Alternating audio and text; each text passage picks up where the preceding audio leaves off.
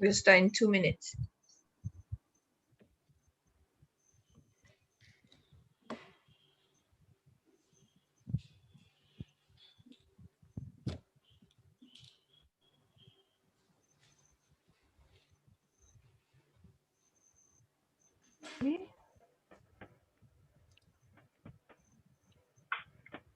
Assalamualaikum, Rosie. My God, you cannot hear me.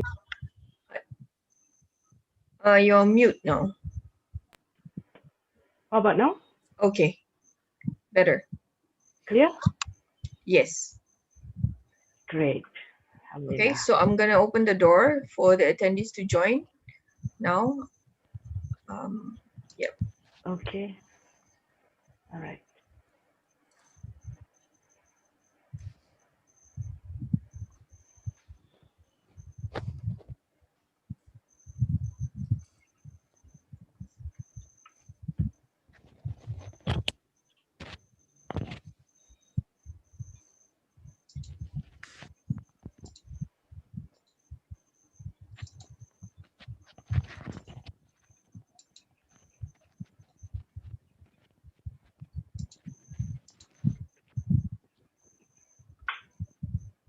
Okay.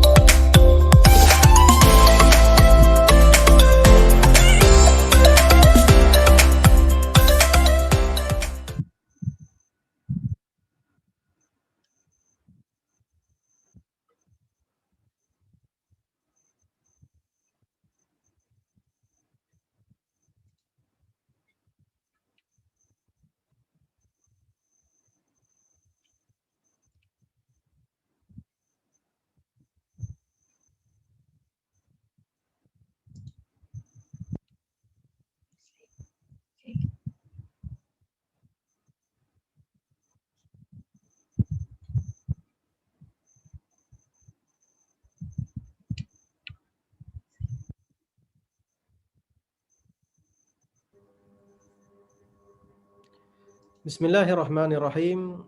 Assalamualaikum warahmatullahi wabarakatuh. And a very good morning to everyone.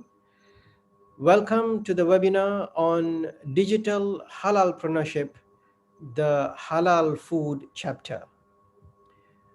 Ladies and gentlemen, halal entrepreneurship is a huge industry with some statistics quoting the size of the industry from as low as 7 trillion US dollars to even as high as 30 trillion US dollars. With these kinds of statistics, the halal industry is too important a subject matter for governments and corporates to ignore. While the halal industry consists of various components like healthcare, financial services, travel and tourism, pharmaceuticals, and cosmetics, the biggest component remains the food and beverages segment. And to do a deep dive into the food chapter of the halal industry, iPortal Live has brought together an appetizing range of speakers talking about topics from digital impact, financial solutions for SMEs, supply chain management solutions, branding, and marketing.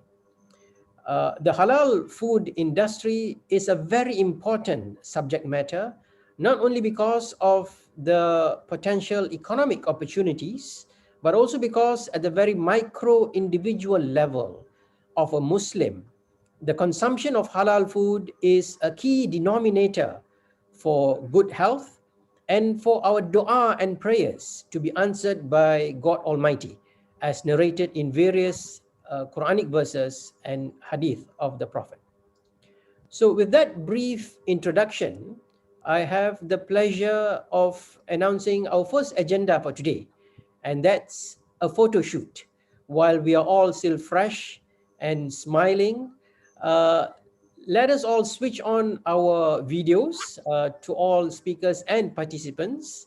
Put on our best smiles for a quick photo shoot before we get the entire webinar underway.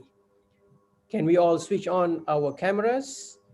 And I will kindly request Hailey, the organizer, to snap a few photos.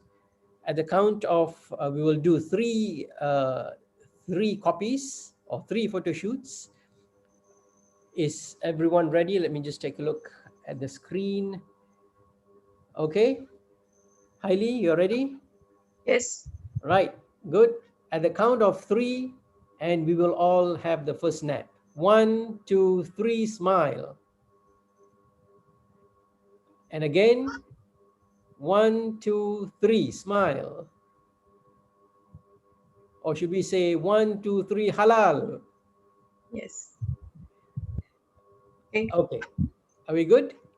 Yes. All right, good. Thank you all for your kind cooperation in having the photo shoot.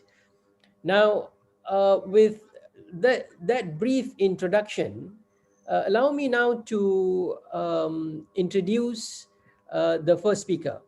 The first speaker for today is Puan Rosie.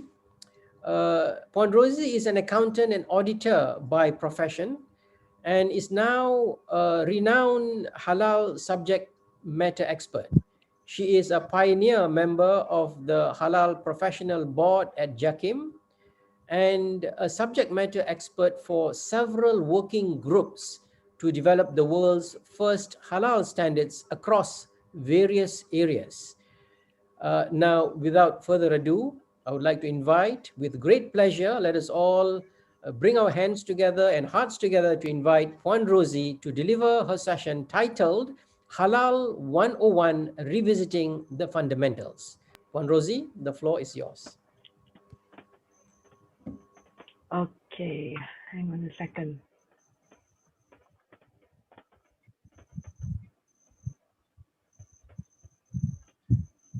Thank you very much, Mr. Said. Bismillahirrahmanirrahim.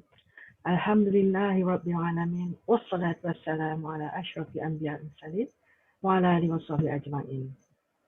Rabbi zidni ilma. Oh my Lord, enhance me in knowledge. First of all, I'd like to thank the organizer, iPortal, for putting me in your first digital halalpreneur and also the first to start off this webinar. Inshallah, I'll do my best.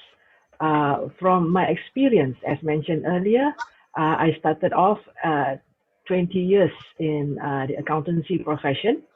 That was, alhamdulillah, inspired by Allah, by the two accountants we have 24/7.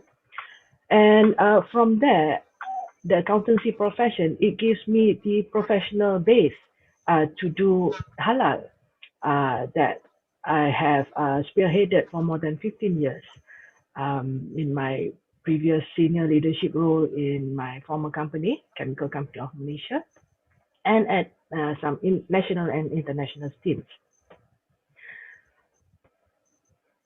At this point, I would like to acknowledge and appreciate all those people over these 35 years of working exposure in both industry, accountancy and halal, because they have provided me with continuous learning. And I'm still continuing to learn by listening to all my fellow speakers throughout today. So with that, I believe that knowledge is very important because Allah has already stated, how can you have patience in matters which you do not have comprehensive knowledge? So those Muslims who read Surah Al-Kahf every Friday, they would have noticed about this ayat that talk about Prophet Musa wanting to learn from another prophet. So, and that prophet said that you can't have patience when you don't have knowledge. So let's hopefully learn, unlearn, and relearn together in this matter of digital halalpreneurship. My approach today is via knowledge sharing. I'd like to have, according to how Prophet Muhammad always said, you should spread words even if in one sentence. So my focus of revisiting the halal fundamental would be via, hang on a second, overview on the halal concept through the Halal Thayyiban, the Halal Certification, and the Halal Risk scheme. I'll also run through a bit on the halal challenges, risk and sustainability, and I will end by talking a bit about communicating halal. I've got 47 slides actually, and what I'll do is I'll go through some in detail, but some I'll skip through. So let's start fast by just looking at Halalan Thayyiban concept first. These terminologies, Shifu, Guru, Mentor, Kaizen, they are all non-English origin words, but they have ingrained into the English words, and people have good vibes about them. Halal is also a non-English word, Arabic this time, but somehow I have sensed some mixed reaction. It's not as positive as much as I would like to feel when people talk about all the previous words, Sifu, Guru, Mentor, Kaizen. The mixed feeling will come from different situations. I think as you go through my slides, we can find where are the positive and where are the negatives relating to halal. So key principles about halal, I comparing against Kaizen. Kaizen is from Japanese. It's been what do you call that? Implemented or started from a human, Mr. Masaya Imai. But halal is from Allah, the creator of human, the creator of all of us. Kaizen, the motive is self-motivation. It's an own initiative, a human initiative. And all the references are based on human needs that we analyze ourselves. Whereas halal is a decree, a commandment from God, who knows who created us and therefore know what we want. And the major part about having halal is because it's in compliance with Maqasid Sharia, which is a universal principle to preserve faith, life, intellect, progeny, and also property. There are references on halal, also on kaizen, which is also designed by human. But for halal, the references are from the Quran and from hadith. In the Quran, there are 4 ayat that refers to kudu, which is eat, and halalan tayyiban. These are the 4 ayats, and my favorite is this Al-Ma'idah. As we go through the slides, you can see why I love this ayat.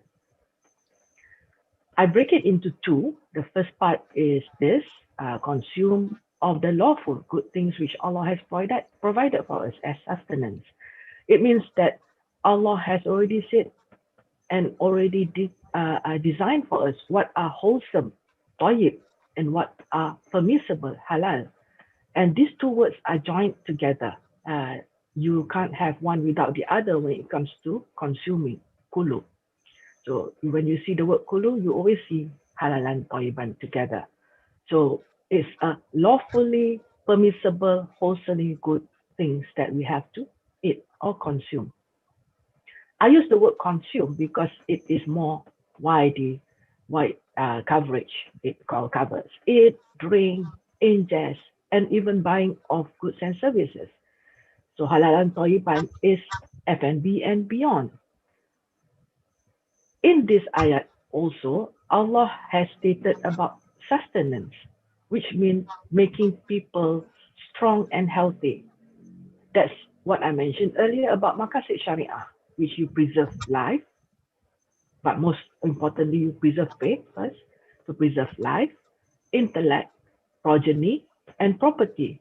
And I think with this COVID-19 situation, you know that property and livelihood are very relevant to one another. So now let's go into halal certification quickly. The base of halal determination of halal and tayyiban status as done by Jakim is subject, source, and process through consideration from its source of origin up to where it reaches the consumer. And at this juncture, I would like to pause and ask, are the sources of materials halal and tayyiban? And is there a risk of any halal threats? Risk of contamination, cross-contamination, mix-up, adulteration throughout this whole chain. A simple case study. Subject, processed water, the bottled water. People always ask Malaysia, some laugh at why Malaysia certified halal processed water, because it's from Allah's creation. Therefore, it should be halal, right? But have you considered, are they approved by MOH? Are they safe? Ministry of Health, right? Are they safe to be consumed? Are they approved by water authority, local authority? That means have you legally acquired those water for your to bottle? That's a tayyiban concept. And in the process side, there's a stage where filters can also be made from non-halal materials. So the question is, can you see where a halal certification is important? In halal certification, Allah has already given guide as to what are the prohibited animals, what are the halal critical concerns, also directly related in the Quran, and further elaborated by scientists and food techs and pharmacists all over the world, the Muslims that have now embraced halal into their work. So these are some of the items that has been identified, but I'd like to concentrate on alcohol.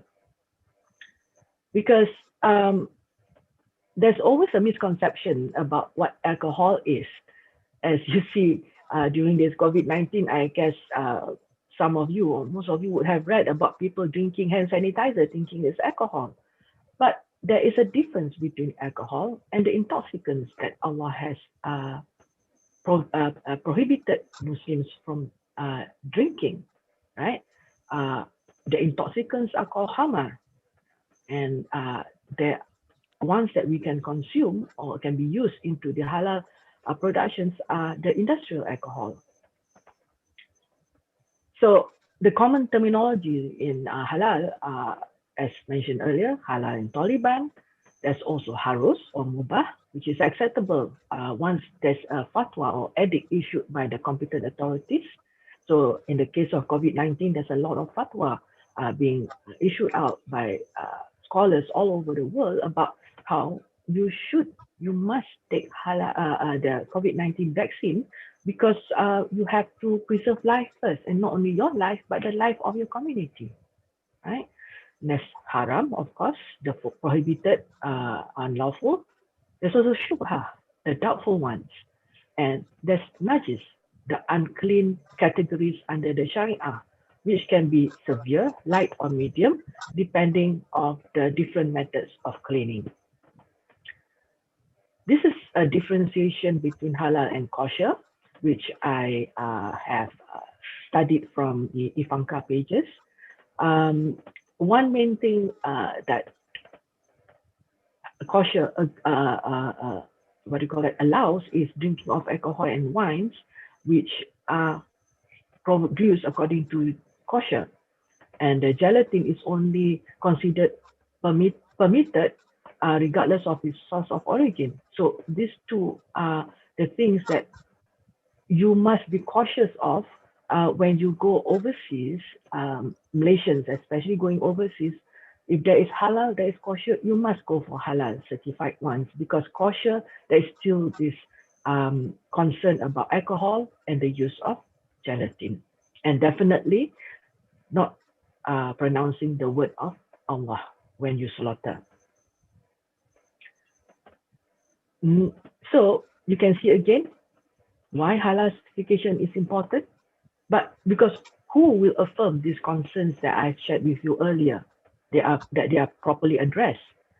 Who would you trust to make such affirmation? The manufacturer, third party, or competent and endorsed third party? Within the Mabims, that means the Brunei, Indonesia, Malaysia, and Singapore, the religious minister of them has tried to harmonize the halal standards within this region. And humankind is always argumentative. So what happens also in the international arena is that the OIC has agreed to have SMIC, the Standards and Meteorological Institutes of Islamic Country, since August 2010, to try and harmonize, bring to come some agreement, a consensus about the different standards approach to halal certification. So let's now quickly go through the Halal Malaysia scheme. One of the bases of halal certification scheme in Malaysia is that it considers the stakeholders and the ecosystem, which goes finally with this second part of the Al-Ma'idah about the duty.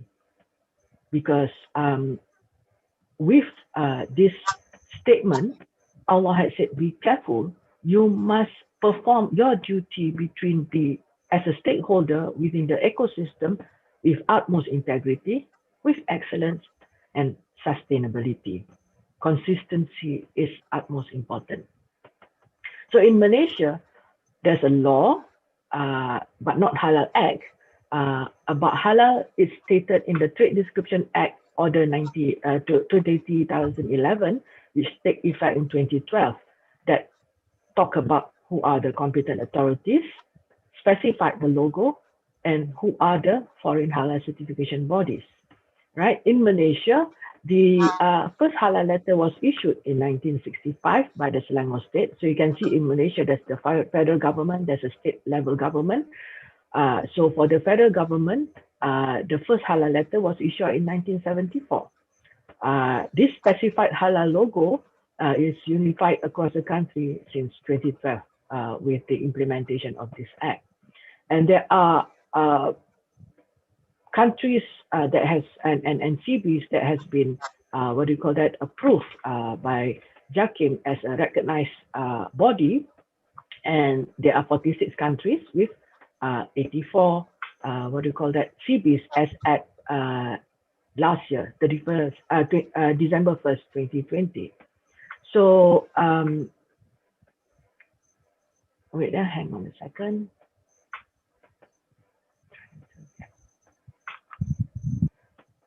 So the first halal standard was issued in year 2000, the halal food, right? This was issued by Standards Malaysia, which was established under the minister's approval under Act 549. And all the halal standards must be approved by minister after it has been issued to stakeholders, professionals, and consensus-based approach of developing these standards. So the first was in year 2000, and the latest one is the halal medical devices issued in 2019. And this halal food and the Islamic and halal principles, definitions, and interpretations on terminology has been considered as the normative reference for all these 11 halal standards. Yeah, these 11 halal standards are being used in the Halal Malaysia Halal Certification Scheme, and all this has been last revised in 2019, and in the pipeline is the medical halal standards for professionals. This is the Halal Certification Scheme in Malaysia, taking into effect from this year, 9 schemes, which includes the medical devices. There are 344 entities in Malaysia that is involved in halal certification. And you can see that the recent halal meat importation scandal, how these various entities are playing a big role in ensuring that importations are genuine. So this forms part of the halal built-in, not tested for concept that we have introduced into the Halal Malaysian standard. It was first mooted out by Prof. Zari Ismail, and now it's inside the Halal Malaysia Standards Revision 2019 in MS 1500, 2424, 2634, and 2626. This is cosmetic and this is medical devices. So what is halal built-in is that the the certification body has its own set of procedures, and the halal certification holders also have its own sets of procedures that covers from beginning until the end of the processes. Not only that, the approval from relevant authorities are also in part and parcel of halal built-in, and this is the document reference that is compulsory in Halal Malaysia certification. Of course, the halal certification bodies plays a part, the recognized one. There's a public comment ongoing now until 15 March. Please do participate in it on how the foreign bodies are being recognized. So there's also technical references from other areas, such as from pharmaceutical, from medical devices, and from food tech and all that. And there's technological aspects, and I believe Dr. Iskandar later will talk about it. In the latest halal certification scheme, there's a procedure that requires Islamic finance. So let's listen to our two Mr. Rizals later about Islamic financing. All these are to ensure that Halal Malaysia is of integrity, excellence, and sustainable.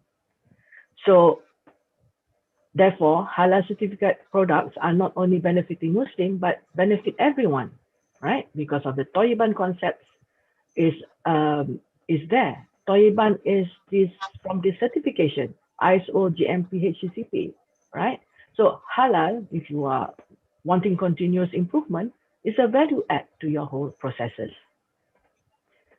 Now, isn't this ayat complete? And now you can understand why I love this ayat. Is the whole ecosystem that Allah talks about in this particular ayat. Not only the whole ecosystem, but how you must uphold integrity, excellence, and sustainability. So now let's go through the challenges and risk and also sustainability. So the most important challenge is this halal awareness by stakeholders. There's diverse view on the need of halal certification by the various stakeholders, the consumers, the halal industry, and also the influencers. The influencers, I think, the Islamic scholars, the government, the academia, the scientists and researchers, and even though it's also inclusive of the media practitioners, they have diverse views on the needs of halal cert. They have a diverse understanding of the halal concept itself. You know, the recent meat fiasco in halal Malaysia shows, you know, how diverse those awareness are, you know, being captured by all these stakeholders. So I do hope that later Prof. Wilson would give us some insight on how to tackle this challenge. We also have varied halal certification methodology, you know, as mentioned earlier. Hopefully Smes can help to cover that, address and minimize that differing approaches. Definitely there's lack of knowledgeable and experienced personnel because halal is new, especially halal pharmaceuticals and halal medical devices. Resistance to change. All industry face that.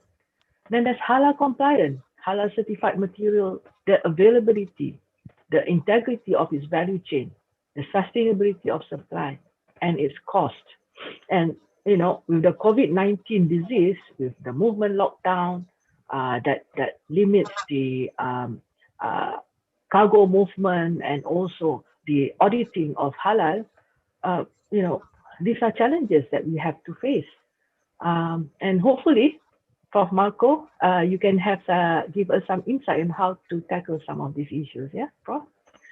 And of course, definitely, the viral and fake news is a big challenge. So what are the halal risks that we can see? Well, I mentioned earlier, are the risks of halalan toiban of the sources. What about the threats, contamination, cross-contamination, mix-up and adulteration in reaching to the consumer? In Malaysian standards, it's a management responsibility that the halal integrity is preserved, you know, and therefore in the management halal system, the latest revision for taking effect this year, the micro industry are required to have a risk control, and for the medium and large company, you have to do risk and raw materials control. For the small and micro, is either you have control of the raw material or you have the risk control. But for the large and medium size, you need to cover both. This is a sample of how you can manage risk.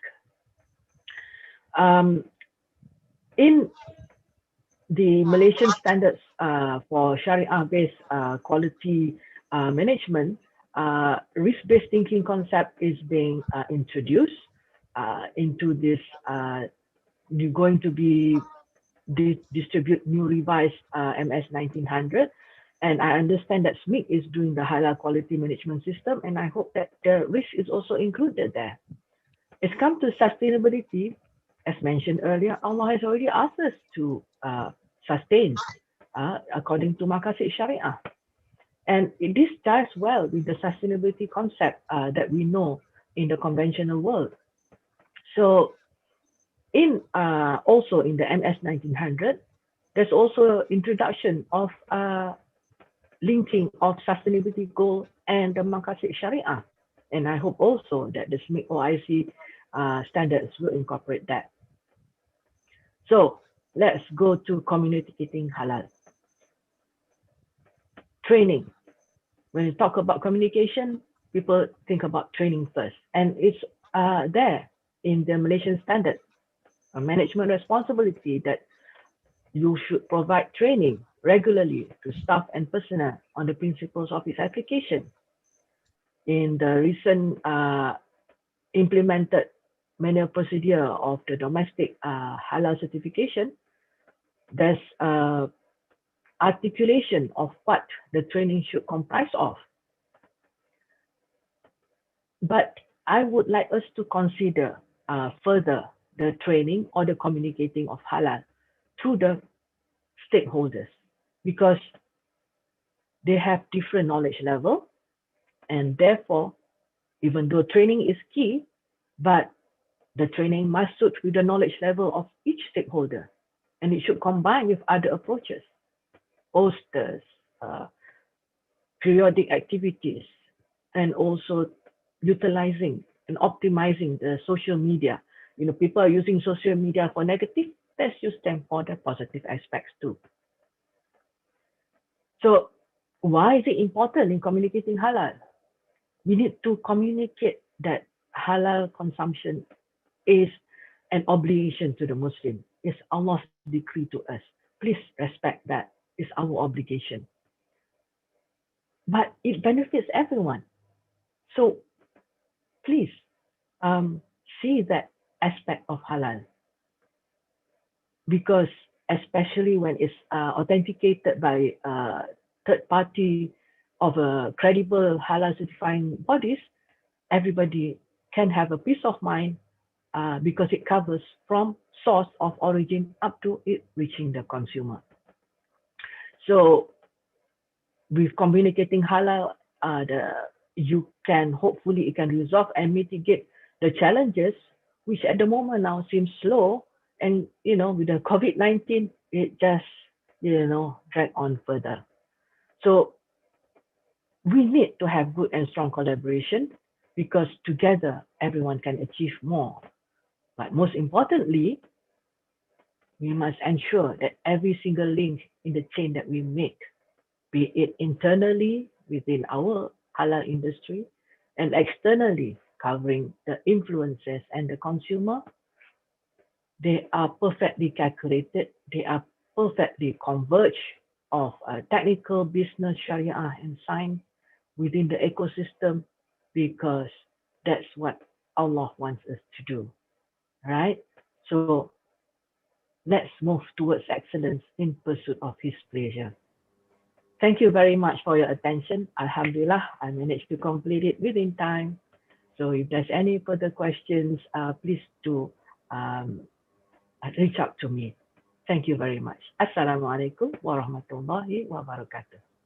Waalaikumsalam warahmatullahi wabarakatuh. Thank you, Puan Rosie, for a very enlightening session, right from the basics of halal, from the definition of the word, right up to the risks, the challenges, and latest trends in the halal industry.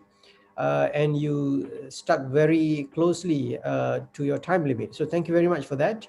On that point, let us move on to the topic of SMEs and how to be future ready to capture the potential opportunities in the halal industry. This will be the focal point of discussion of our next speaker, Encik Rizal Muhammad Yusuf, the head of SME business at Bank Islam.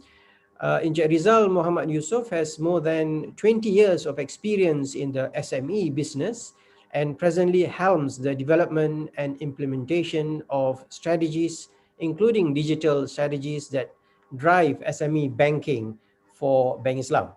Let us all welcome Encik Rizal Muhammad Yusuf to deliver his session titled Future Ready SME Business. Encik Rizal, the floor is yours. Thank you, Encik Said Awi, for the introduction. Let me just share the slide first.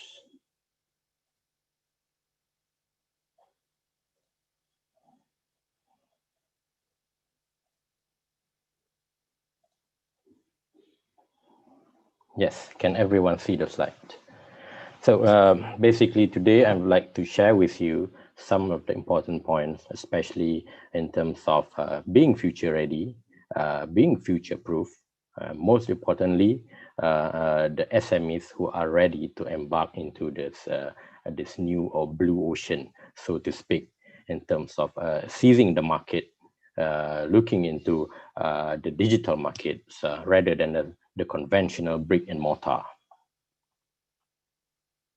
Now, the focus today is on Halalpreneur webinar, but I'll be sharing on the financial literacy from the banking point of view, financial discipline, future-ready SMEs, digital presence, the business, typical business growth cycle, and various SME programs that a typical bank would have to offer to this bankable and also underserved customers within the SME space. Now, basically, we would like to know what is financial literacy. People have been talking about capital knowledge, financial knowledge, but we are emphasizing today on financial literacy,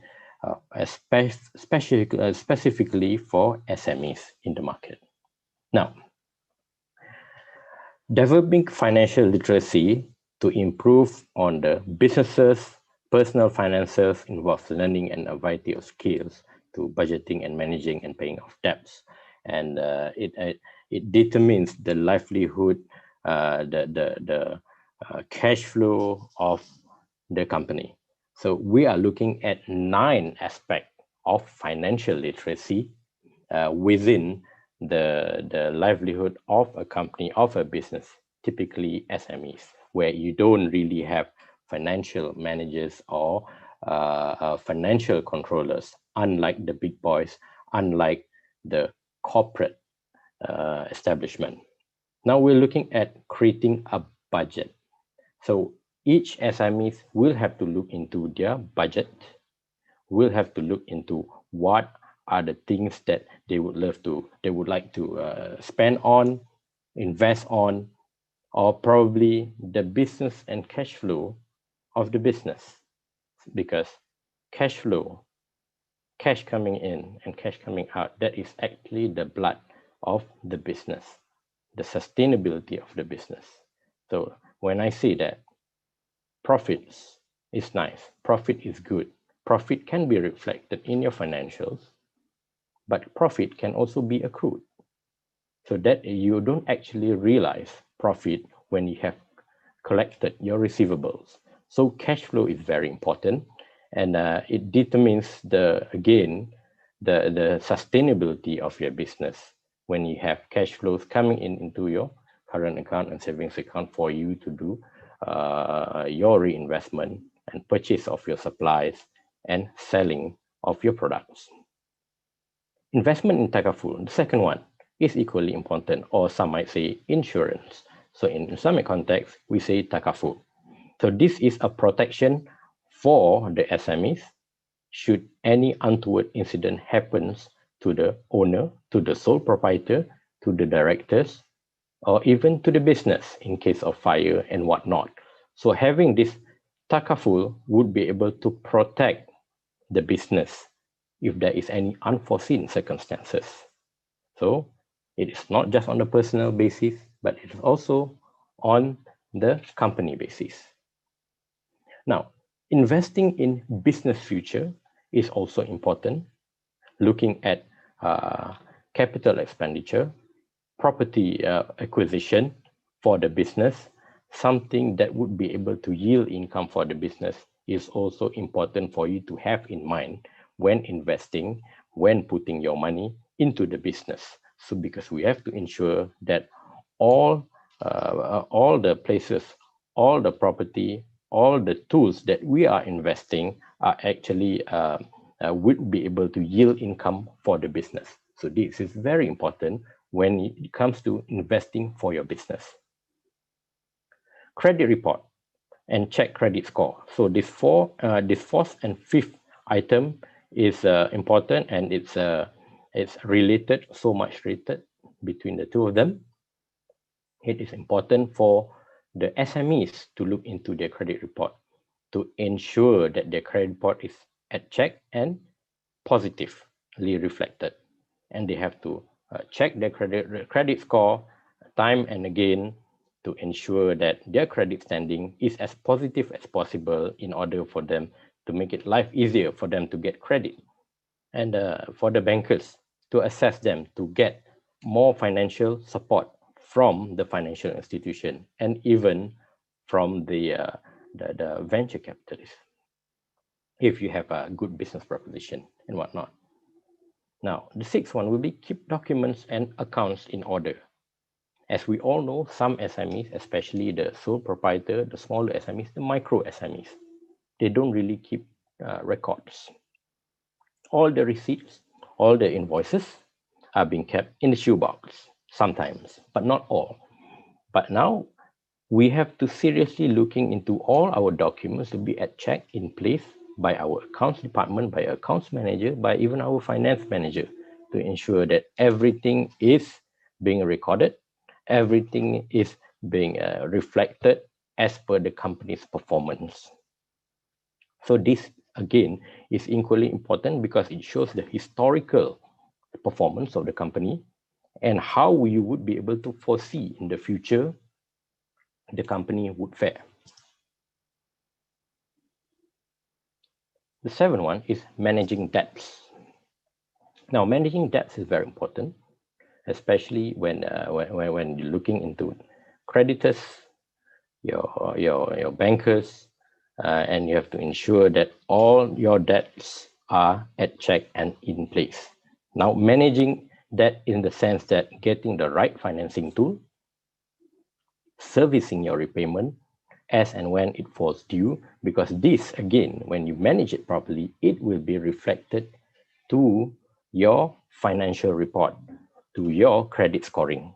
So once it is positively reflected in your credit scoring, then you can see that the credits, the financial support will start to flow in to your business. The eighth one is managing cash flow. So this is what I've mentioned before is very important towards sustainability of the business.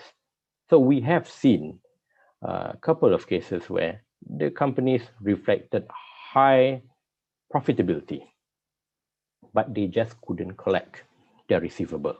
Like I said, profit is accrued. So if you can't collect, let's say your buyers requires a credit term which is way too long. There are credit terms that goes up to 200 days or even 300 days. Then we have to assess from the aging list, creditors aging list, or debtors aging list whether it is collectible or not. So that is equally important to look into who are your buyers and also the people that selling to you for supply in order for you to match the credit terms and how we can see that these two will match and support each other. The ninth item is managing the bill payment and expenses. So managing expenses is the key in doing business, especially for SMEs. I'm going to discuss more on managing the bigger expenses, looking at the bigger costs rather than the smaller costs. Now, all in all, financial literacy is actually sums up on the financial discipline, which I will be discussing later on. All these 9 items will sum up to having a good financial discipline by the SMEs. Let's move on to financial discipline by the SMEs. Now, there are few aspects that we can look at in terms of financial discipline for the SMEs. Now, the first one is to ensure strong fundamentals.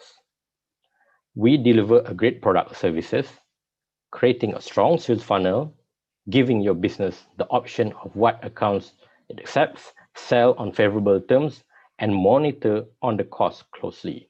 So, as what I have mentioned before, it's an end-to-end process when there is a lead time from your supply, fabrication, selling of goods, and collection. And that those supply chain needs to be monitored closely by the business, especially by the business owner themselves when it comes to SMEs. And that is why we have to look at our credit terms that we are giving to our buyers and debtors aging when you look at credit and debtors aging list when it comes to supply and buying of your products. So the second point here is don't buy turnover by using your balance sheet. Now, credit is the grease that makes the wheels of a business go round. So it's money flowing in and out. Now, however, compromising on payment terms to win deal is not a sustainable strategy. Sometimes when your buyers say, I would be able to buy in bulk, I would be able to buy more, but you have to give me a credit term of 200 days or 180 days. So meaning to say you can't collect on your receivable for 180 or 200 days. That will disrupt the cash flow of your company. Yeah. So we have to balance between a shorter credit term and a longer credit term in order for us to be able to sustain our cash flow position and be able to manage our cash flow, and at the end of the day, being able to sustain in the business that you are currently in. The third one will be managing the predictability. Now, long-term contracts comes with low margins, while high-risk success-based revenues comes with healthy margin. Now, a successful business must find the perfect balance between this trade-off. As people are saying, high risk, high yield. Low risk will go to lower yield. But that is just the law of the natural law of business. High risk, high yield, and low risk, lower yield. But the thing is, you have to balance between these risks. We're not putting everything in one basket. We're not having a concentrated risk for just one of our huge buyers. So what happens if the person stops buying? So we have to separate all the risks between these terms, these contracts that we have, so that we will not have a concentration risk of a particular buyer. The next one is measuring performance constantly and objectively.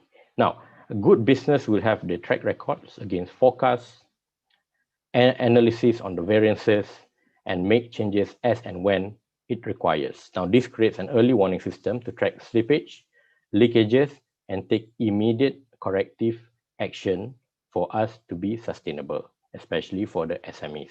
So if you are able to forecast what will happen, or you are in tune with the current economic condition, the current market, what the customer needs, what the customer wants, then you would be able to maneuver on in terms of serving your customer, serving the SME customers, because customers are very volatile. They have different needs altogether, and their needs are getting increasingly sophisticated, and they have a need for digital channel, or besides having the conventional channel. All right, the next one will be watching the big costs and not the small ones. Like I mentioned before, it is common to see small costs get all the attention, yeah, because it's an easy meat, while the big expenses are treated as holy cows that cannot be touched. Now, controlling the small costs is good, yeah, it's achievable, it's quick wins, but we have to look into the bigger costs, managing our bigger costs, because that will create an impact to the business.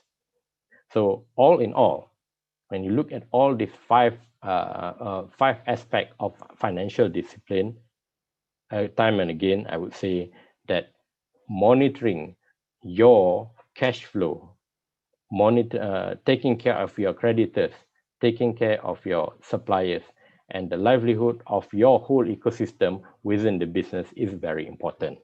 And financial disciplines will equate to better credit standing, which at the end of the day, with a better credit standing, you will get a lot of support from the banks, from the businesses, other business, your suppliers, people who like to do more business with you because you're trustworthy, and you would be able to obtain the government assistance in an environment or in the market like Malaysia.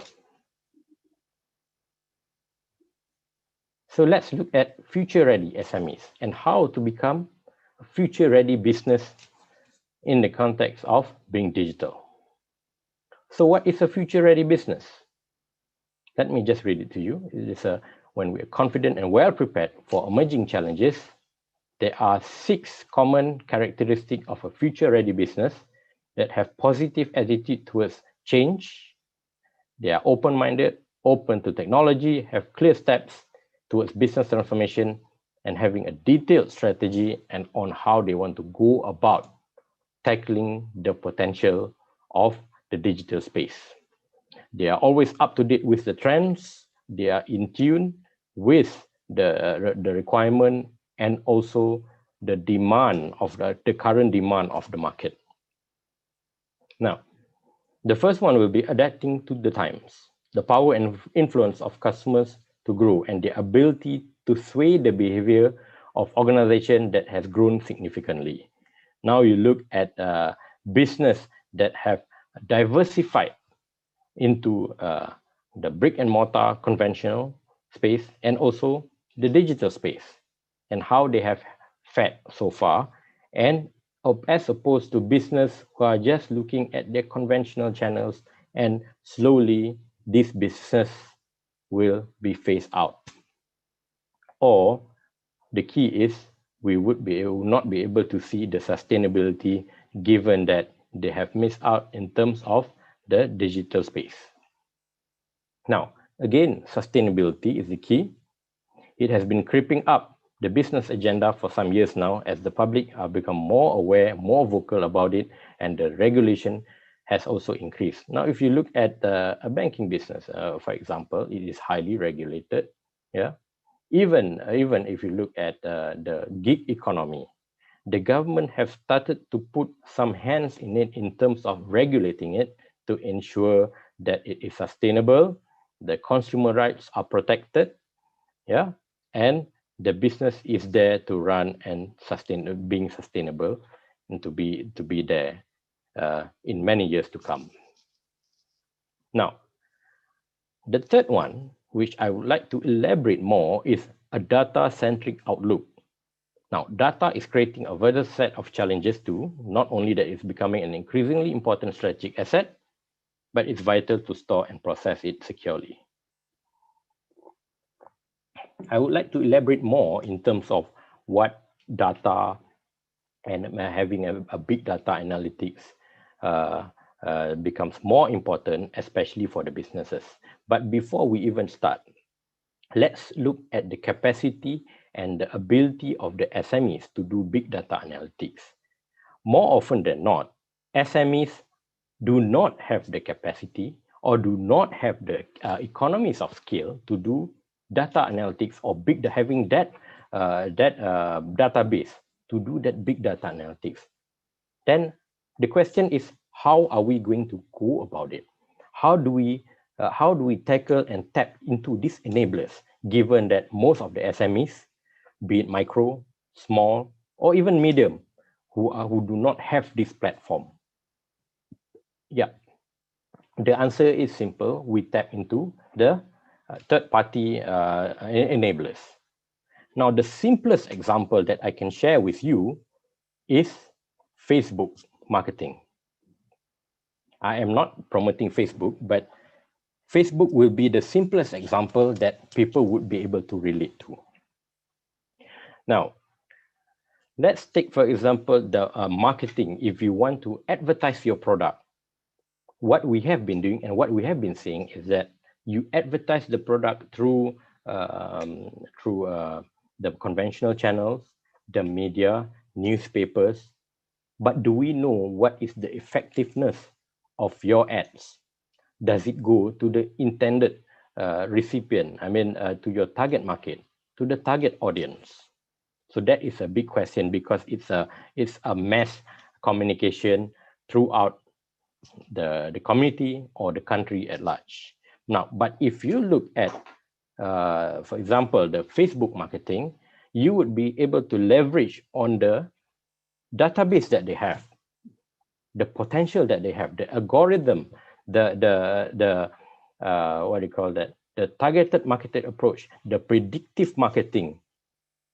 So they would be able to formulate their algorithm altogether to see, are these are the customers who would be more than often to purchase your product because of their inclination on the website they browse. These are the set of customers that would have the potential to buy or to be interested in your products. So through that type of marketing, a targeted approach, you would be able to reach out to all these customers that have high propensity to buy your product. And it's not just everybody on the street. So as you all know, handphone or the smartphone is the most handheld device. Yeah, the internet penetration is high. We take, for example, the Malaysian market is about 93, and at 98% penetration in terms of the smartphone, if not 100% for some countries. So this channel is very important, and it's no longer the conventional newspaper channels, because this is a target approach. You would be able to use the algorithm like what Facebook is having. You would be able to do a targeted marketing, a predictive approach where your customer is concerned. So that is one of the data-centric outlook that SME, that would enable the SMEs to look into leveraging the existing platform that you have. Apart from the e-marketplace, e-commerce that you have, like in the context of Malaysia will be the Lazada and Shopee, but maybe eBay, that eBay is widely known, will be also a good platform for people to sell. That is just one of the examples. Now, next one will be nurturing talent, creating digital workplace that appeal to younger workers, and that makes it easier for all kinds of employees to work more flexibly with a focus on their well-being at all times. So Gen Y and Gen Z, Gen Y particularly, they are very much inclined to have all this digital workplace, working from home and whatnot. Right.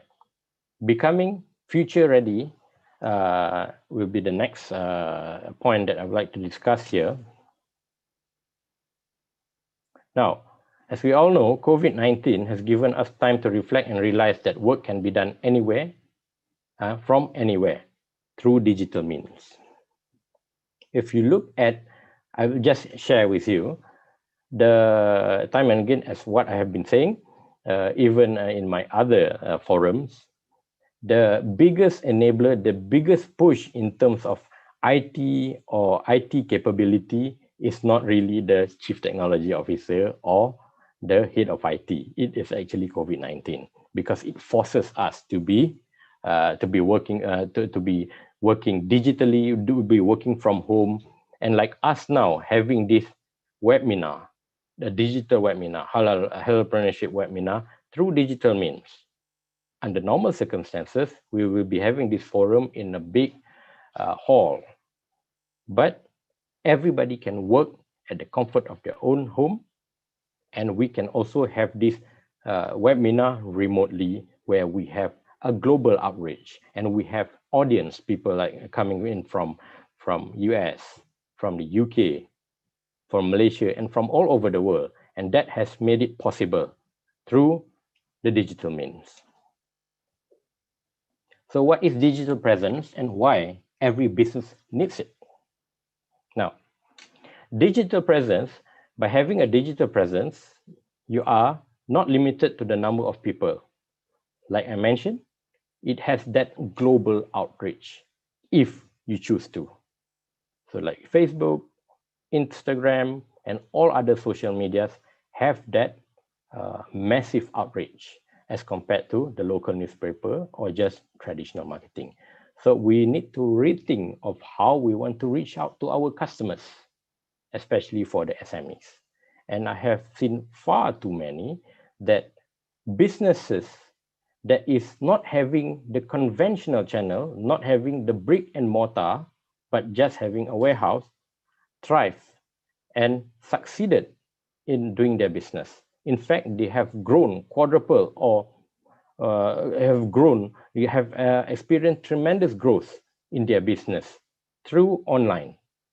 So we as a bank, we have changed our view in terms of how we see it, how we assess the customer.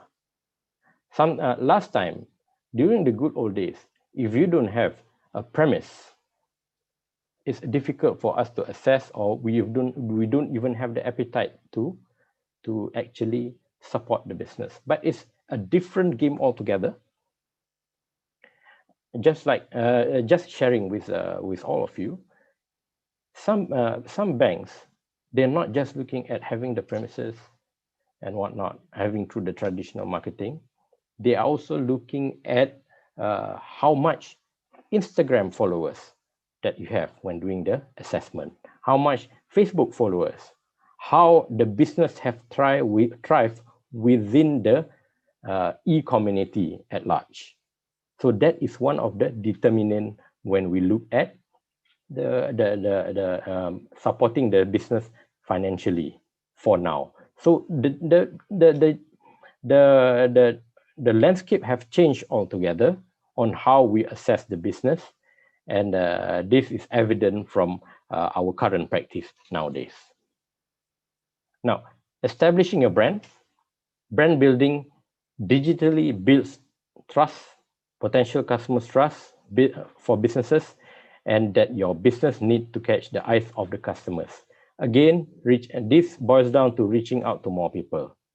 As I have mentioned, that's about 98% smartphone penetration within this country, or if not more for other countries. So everybody is carrying the smartphone. It's one of the most handheld device, touch device, or you carry the phone everywhere altogether. So it is important that your presence in the digital space is recognized. Besides that, in terms of digital presence, you make it easier to build relationship with customers that allows the business to communicate with the target audience and create a meaningful relationship. So you have seen more often than not, the business community are there presently within the social media, within the digital space, and customers are flocking into their pages just to inquire about the product or even buy their products. Now, being digital can help your customers easily to access your product or services.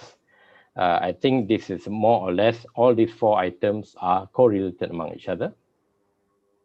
Rizal, maybe another final 3 minutes to wrap up. Yes.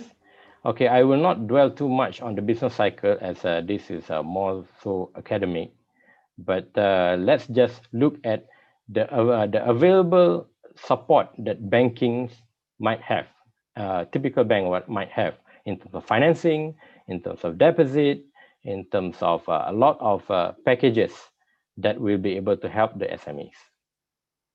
Now, let me just share the success story. From the humble beginning of this nasi Arab, or what do you call that, Arabian cuisine, Middle Eastern cuisine, this Haji Rahim have started their business, and now suddenly there's COVID-19. The business, I wouldn't say that business have closed down. The dining in have been limited, and it forces them to look into other ways in doing their business.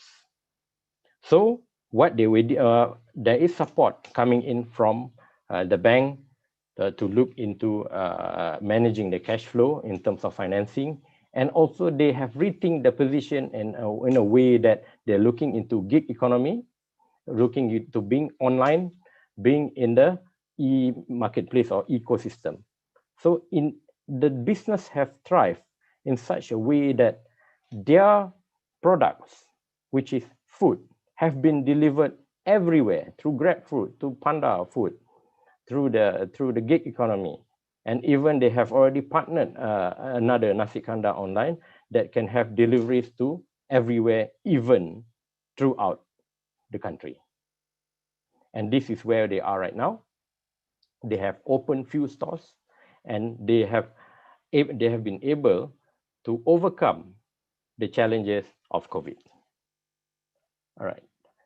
This is the end of my session. Wabillahi taufiq. Wal hidayah. Wassalamualaikum warahmatullahi wabarakatuh.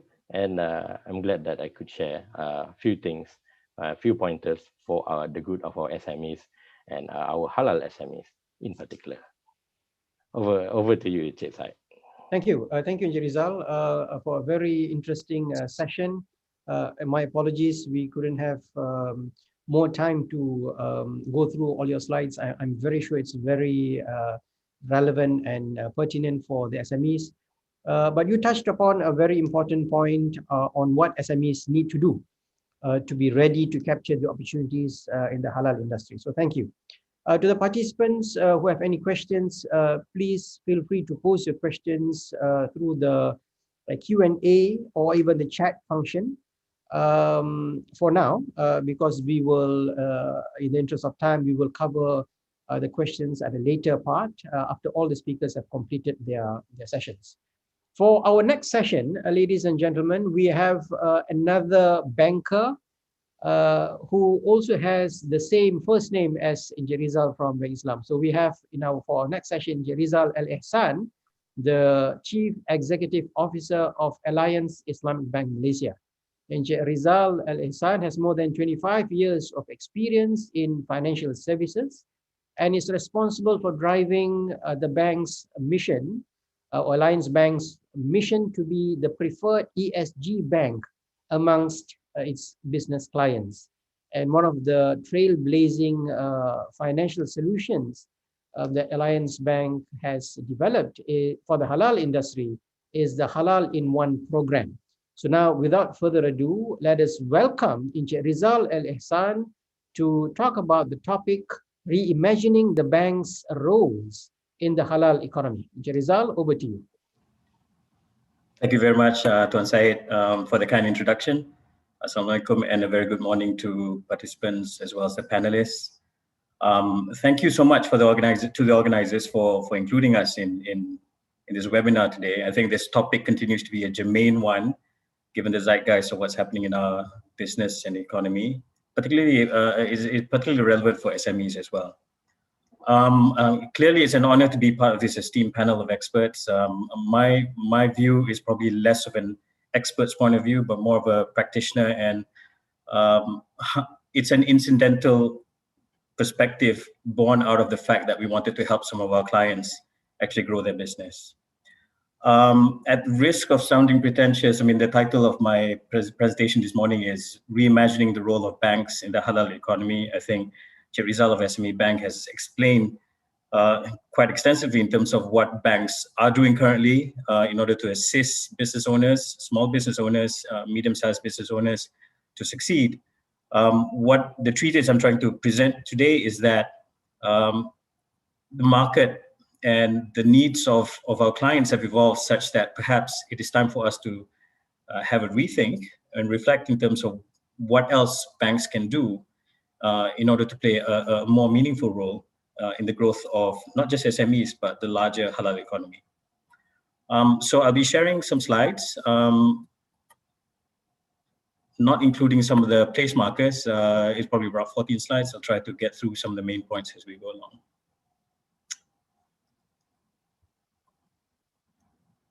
We're able to see the slides, yes? Yes. Okay, thank you. So I just want to start off with some contextual stuff. One is, I think it's been bandied about in terms of the opportunities in the halal market. Tuan Syed mentioned earlier about globally how the market size extends between 7 trillion to 30 trillion. Yeah, we've seen several statistics around this as well. Domestically, you're looking at one estimate being about a 150 billion market size by the end of this decade.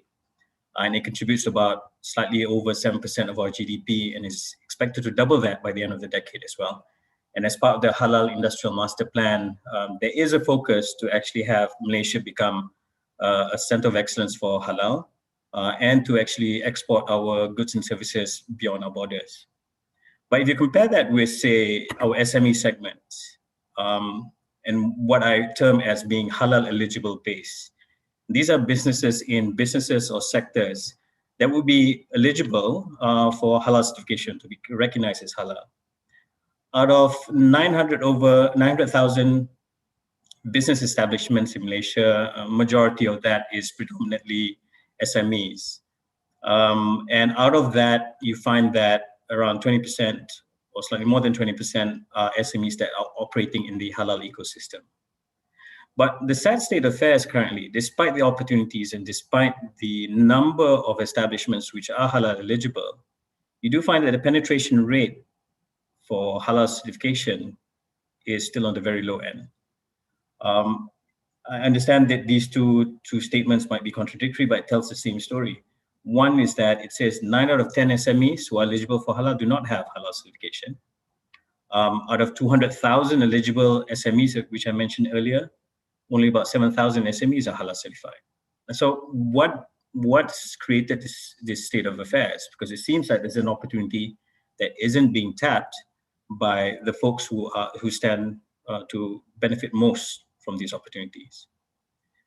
If we look into some of the factors, and this is by no means meant to be exhaustive nor comprehensive, but it's based on our own research. One is you see some issues at the level of the SMEs themselves. So there's an issue around appetite and readiness. We do find that the majority of halal eligible SMEs tend to be in the early stage of the evolution. And folks in the early stages tend to be much more concerned with bread and butter issues, where the next business deal is going to come from, where the next revenue is going to come from. So it's mainly about business viability and survivability. Most of the small businesses you speak to are more content to actually work on the market that's captive within where their geographic location is, and maybe do not have the ambition to go beyond that.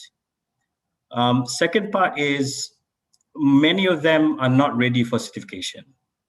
Clearly, going through the certification process, the requirements are quite extensive. There, you need to have the right production infrastructure in place, management processes, financial records. For those who already have like HACCP or GMP, this is not going to be a problem. But those in the early stages of the business life cycle tend to not have these things.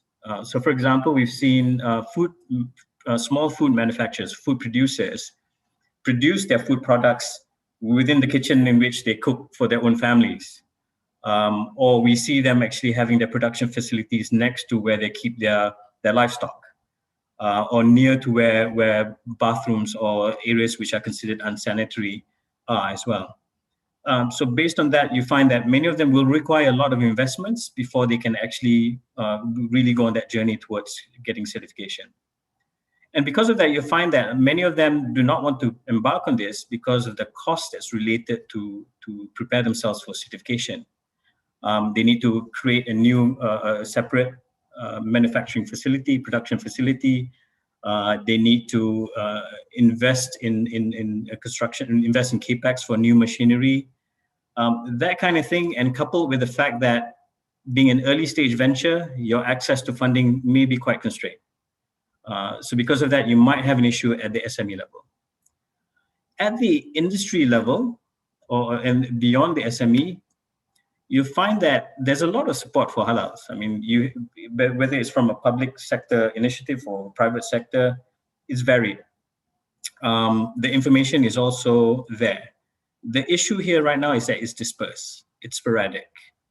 And the guidance towards where to search for this information may not necessarily be so available to your ordinary SME or business owner.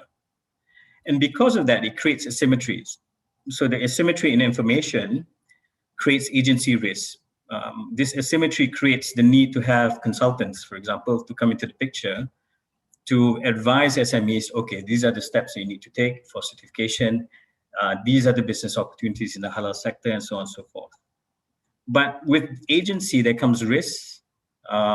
We've heard, for example, several years ago with regard to some unscrupulous consultants scamming some SMEs, saying that they can get certification through them, and then eventually many years pass, and then they do not see the light of day with regard to their certification. We've had one incident with a client we spoke to.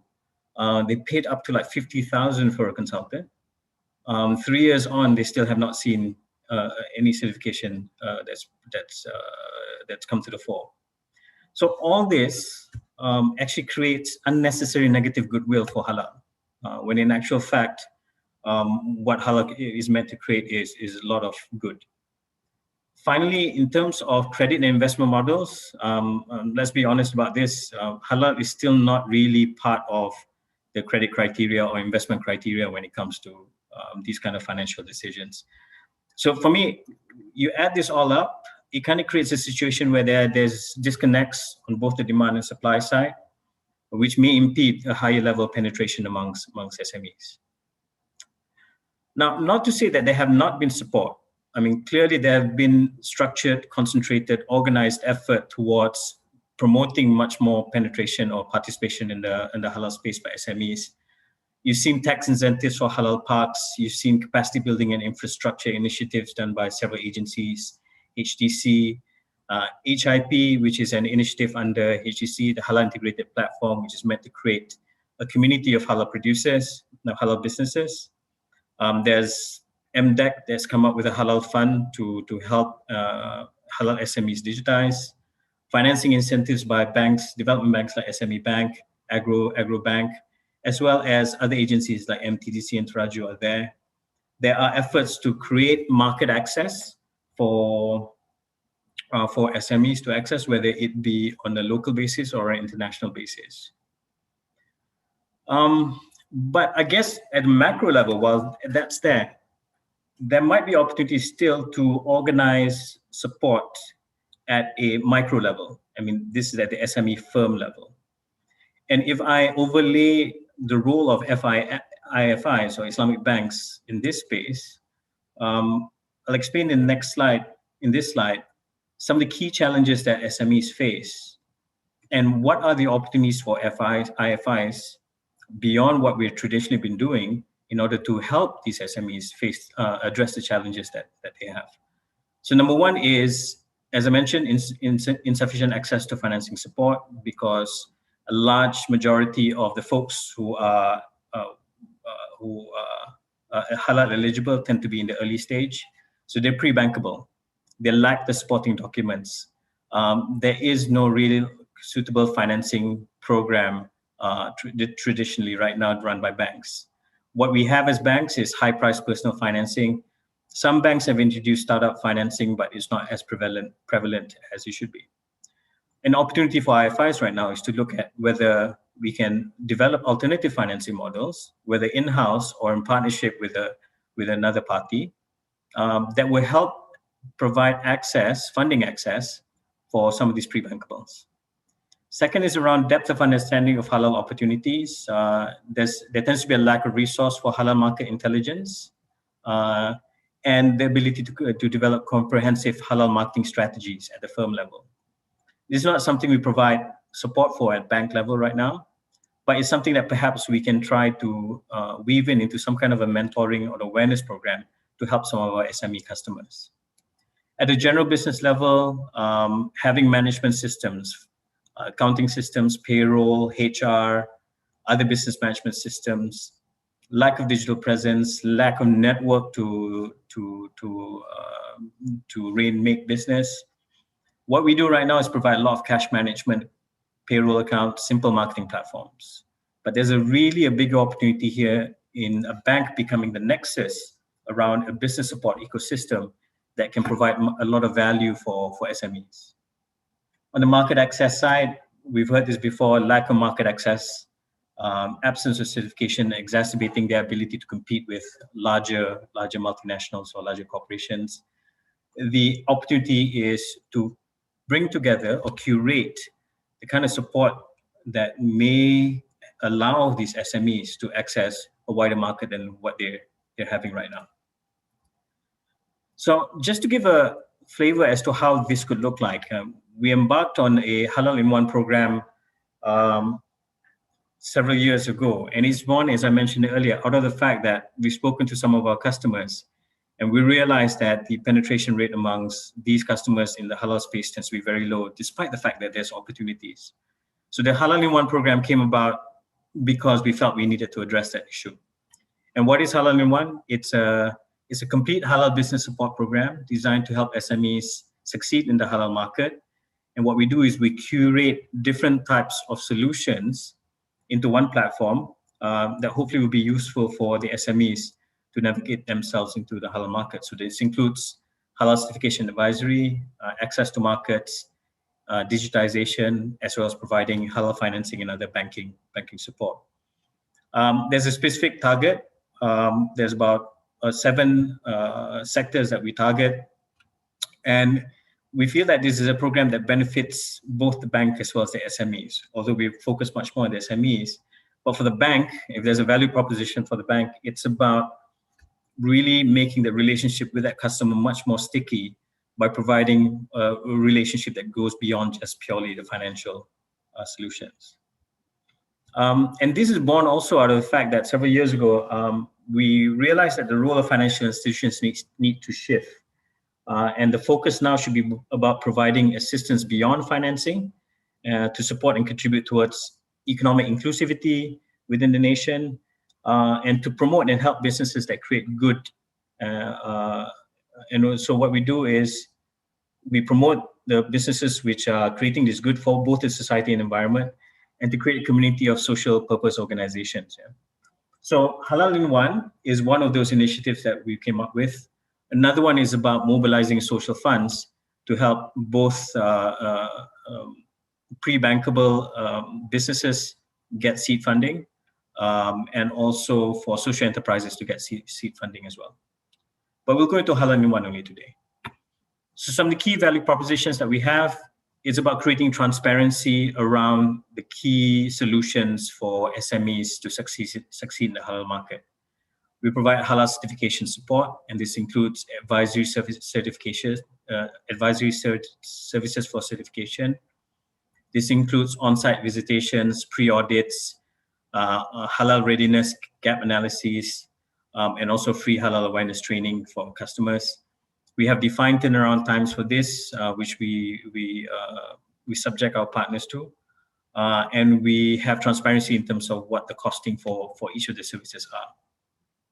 For business matching, we provide services for retail listings at e-marketplaces, product listings as well at physical stores, and we have several international halal export programs with some partners as well.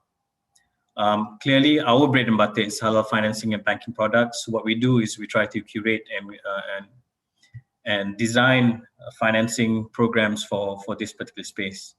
Increasingly, as Encik Rizal mentioned earlier, how more SMEs are going into the digitalization space. I think we hear that about 3% of SMEs, there's an additional 3% of SMEs who went digital between March and October last year.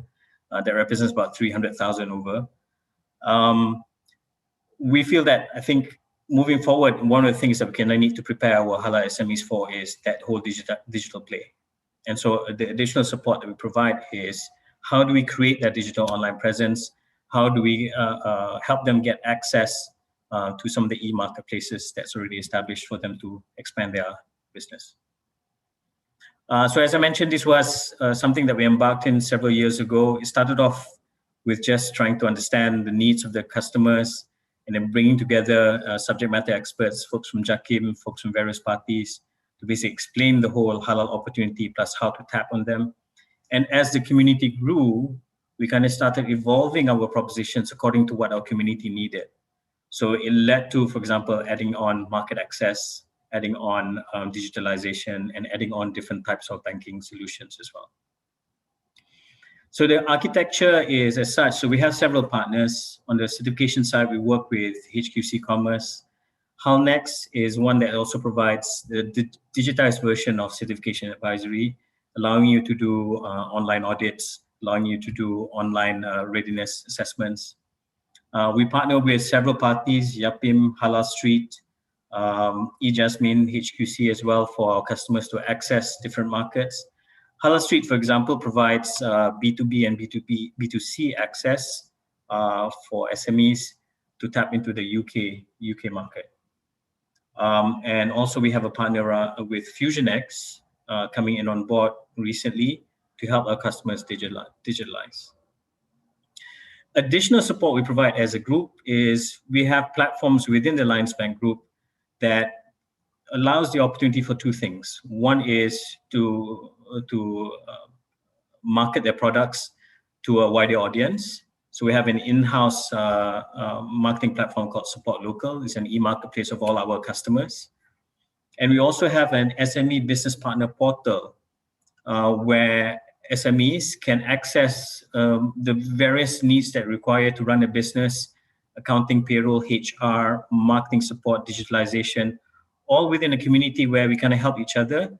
And the services that we provide come at a discount as compared to if it were to be offered off the platform.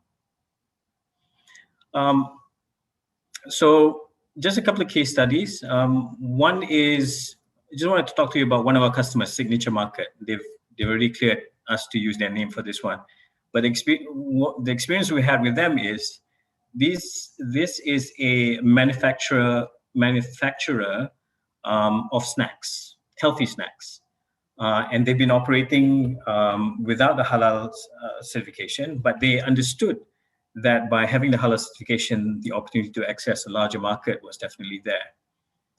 They already had HACCP GMP in place, so their management systems, their processes were all there already.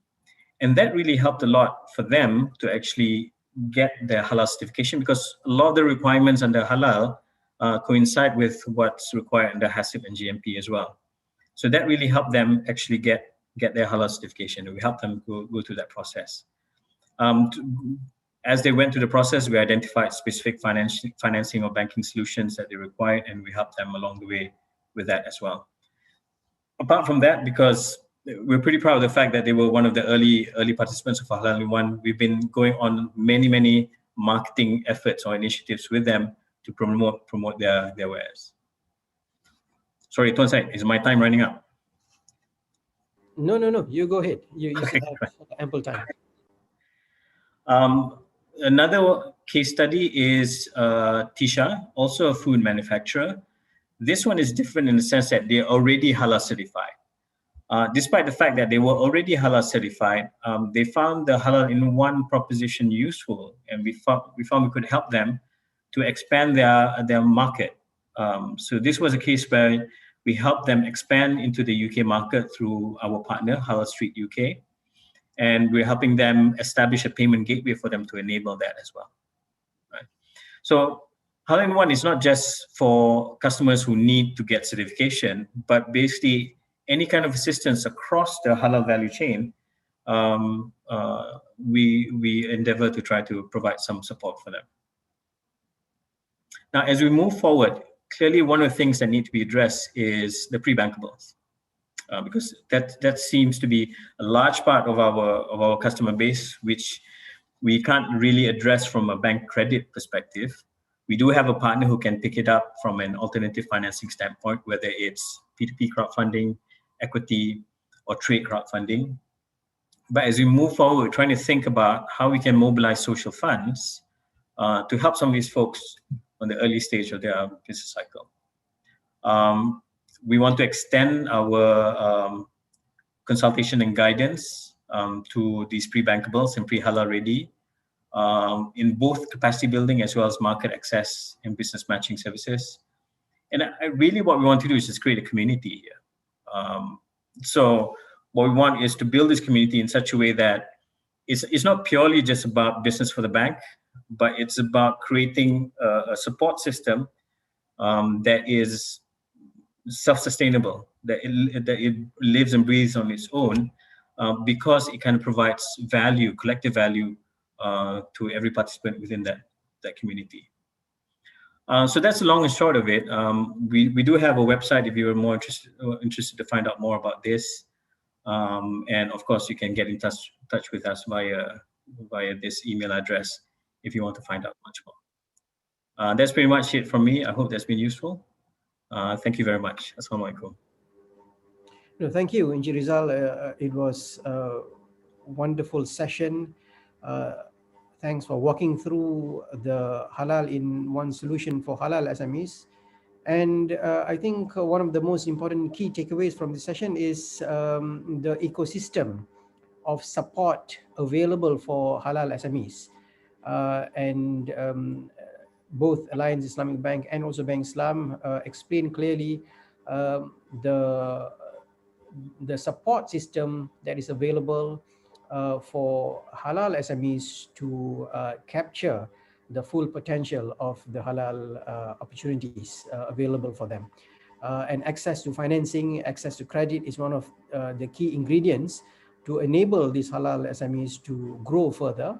And it's interesting how some of the bankers were able to explain what is available and what Malaysia or the financial services solutions in Malaysia is doing to achieve access to credit and to enable Malaysia to become a global halal hub for years to come, inshallah. So for those who just joined us, thank you for joining us today to the webinar on digital halalpreneurship, the halal food chapter. Please feel free to post any questions that you have through the Q&A function, and we will tackle those questions during the Q&A session later. For our next session, now we have heard from the bankers. We started off with the basics of 101 of halal. Then we heard from the bankers of what is available from the financial solutions point of view. And now for the next session, we have an expert in the area of supply chain management, Professor Dr. Marco Tiemann. Is the founder of LBB International, a consulting and research firm on supply chain strategy. Professor Marco is a specialist, a strategist in supply chain management, and he also recently authored a book titled Halal Business Management, a Guide to Achieving Halal Excellence. So without further ado, with a great pleasure, let me invite Professor Marco Tiemann to deliver his session titled Halal Supply Chain Management. Over to you, Prof. Thank you, Syed Alwi. It's a great honor to be here at iPortal at this webinar on the digital halalpreneur. Thank you for inviting me, iPortal, to this platform. It's a great honor to be here. These are challenging times.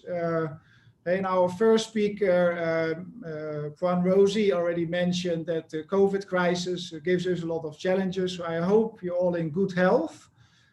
Stay strong in your faith, and hopefully this pandemic is over and we can hopefully go back to normal. Also, the SMEs are really going through challenging times. So it's important to see opportunities for SMEs in this period and to learn more, get more knowledge about halal. I also used last year to put my knowledge together in a book on halal business management, also to talk about various topics such as halal excellence. And that's an important foundation for entrepreneurs. I would like to share a few topics with you this morning. I will just put on my slides.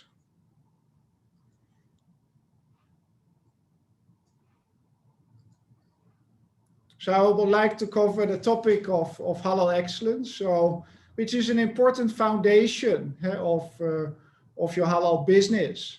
In Malaysia, we had a horrible halal meat scandal the end of last year, which has shaken the trust of Malaysians in our food systems here in Malaysia. So I would like to spend some time on that. Thirdly, I would like to cover the importance of a halal supply chain. Why is that so important, and what you can do as an entrepreneur to establish an end-to-end halal supply chain. Finally, I will go a little bit deeper into the halal supply chain management concept to give you some better understanding what it is about and what you can do about this. Let's just focus on halal excellence.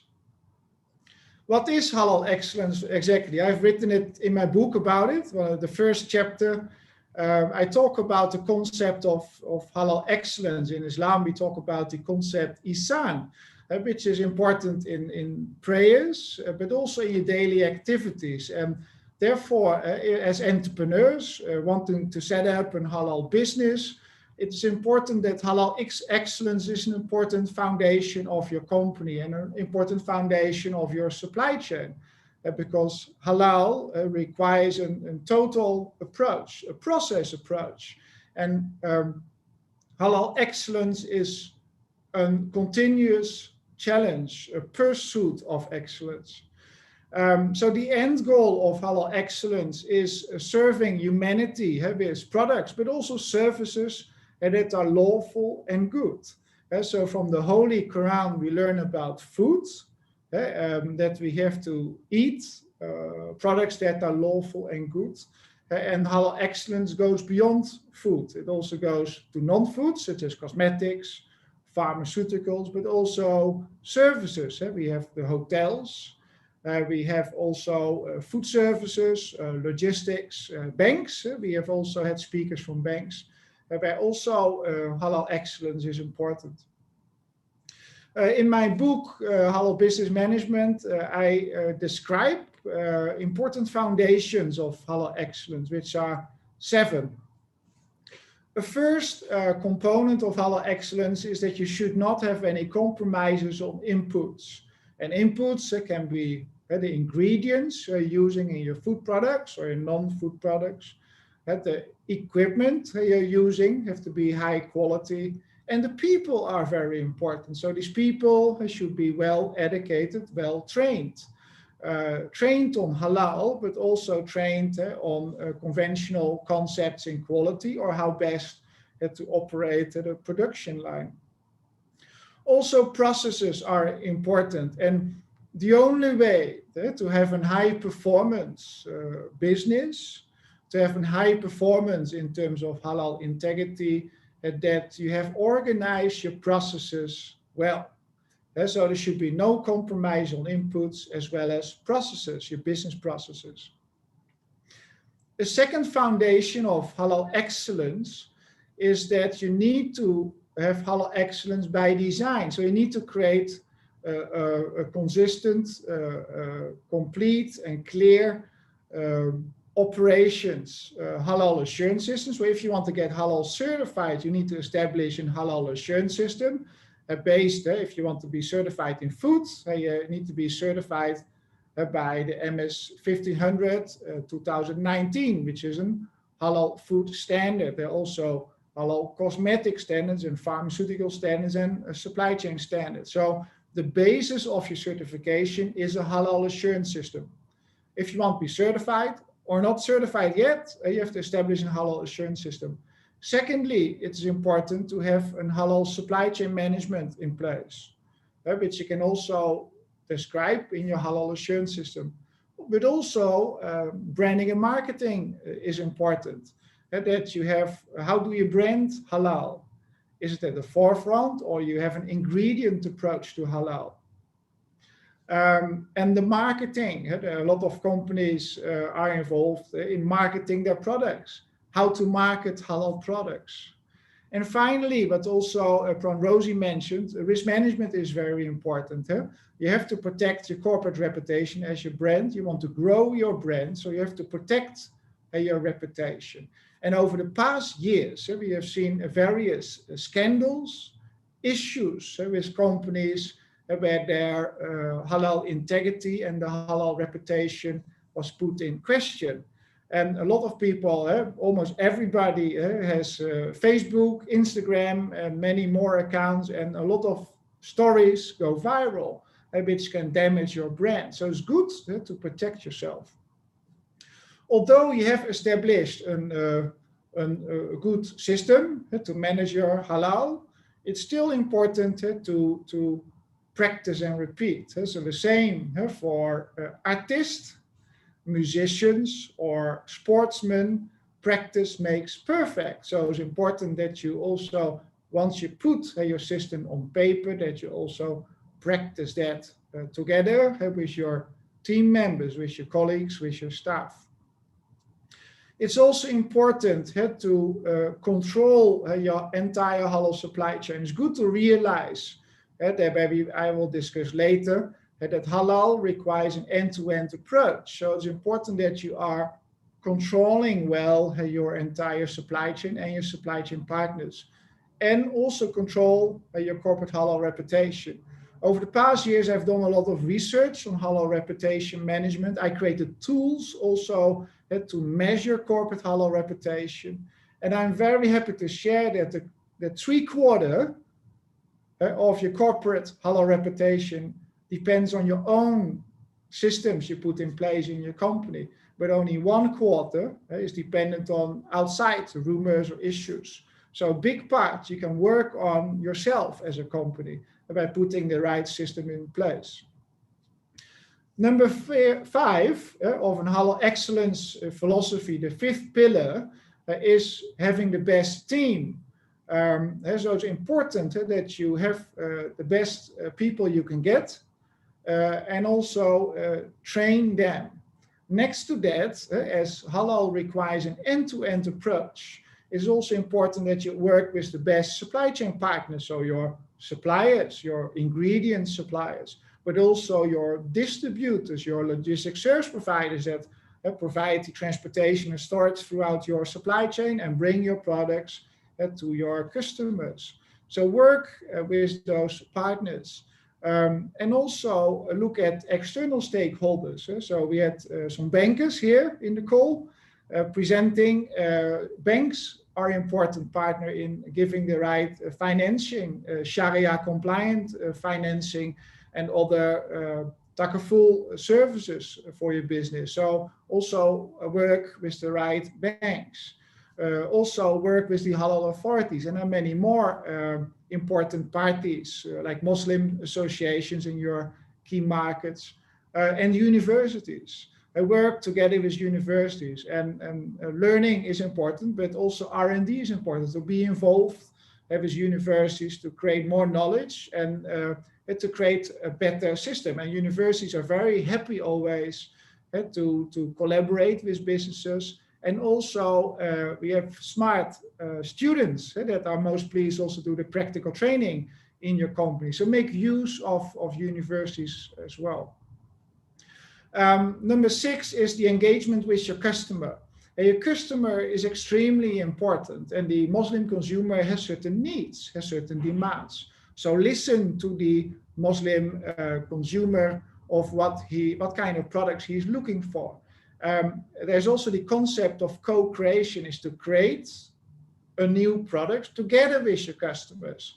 And so work with your customers to get new inspiration and to design your products. Number 7 is to be also in balance with nature. In Islam, we talk about the concept of mizan. So be good for the environment. So how do you manage your water? How do you manage energy? Are we having solar panels, for example, on your factory? A lot of factory production operations use a lot of energy. In Malaysia, Indonesia, we have beautiful sunlight every day. And so why are we not harvesting that sunlight through solar panels? Also, minimization of waste is important. Minimizing waste, especially plastic waste that cannot be absorbed by nature. So be good for nature, because we have only one planet that we have to take care of. So these are 7 important components of halal excellence philosophy. And some of them are more difficult than others, but it is not something that can be done within a year. It is putting it in a process and building it together with your team over a period. And it is never finished, but I think these are some good guidelines to help you in creating that path towards halal excellence. I would like to share with you now about the halal meat cartel scandal, which was happened last year in Malaysia, and which shook the floor in Malaysia. It was over the news for many months. It still is, in fact. So that halal meat scandal was highlighted by the New Straits Times, a newspaper in Malaysia. I was also have been one of the writers for the New Straits Times with my own column for many years. So the New Straits Times exposed the situation that over many years that halal meat or non-halal meat has been imported in Malaysia with no halal certificate or the wrong halal certificate, and was mixed with properly halal certified halal meat in Malaysia and sold as halal and distributed further into Malaysia as halal certified meat. So Muslims in Malaysia were very worried that they possibly have been eating meat which was not properly halal certified and controlled by JAKIM. And now the government is taking a lot of efforts to find out what went wrong, who are the culprits in here, and bring them to court. Now the government is busy looking at solving this and putting a better halal ecosystem into place to learn from this, that this can never ever happen again. So as an halal supply chain expert, what is my view on this, and what can we learn about what happened? So when we talk about a halal meat supply chain, we talk about meat that comes from other countries all over the world, from Australia, New Zealand, the Americas, and Europe, that comes into Malaysia, and that needs to be distributed as halal meat. So what normally takes place, that those slaughtering plants in other countries are audited by JAKIM to confirm that the slaughtering SOPs is conform at the Malaysian requirements under the MS 1500. So JAKIM does inspection together with DVS. But it's good to realize that the halal integrity of a supply chain is a function of all links in the supply chain. So we have the slaughterhouses, we have the logistics operators, we have the shipping lines, we have the ports, we have the customs, we have the Department of Veterinary Services, we have also distributors, we have packers also in Malaysia that do the packing and processing of halal meat, and then logistics again, and then the restaurant eatery. So a halal supply chain is a complex supply chain, and it's good to realize that the halal integrity of an entire supply chain is as strong as its weakest link. So where are the weak links in a halal supply chain? So I think an important aspect is that we should communicate on freight documents, but also in IT systems, that this cargo has a halal status.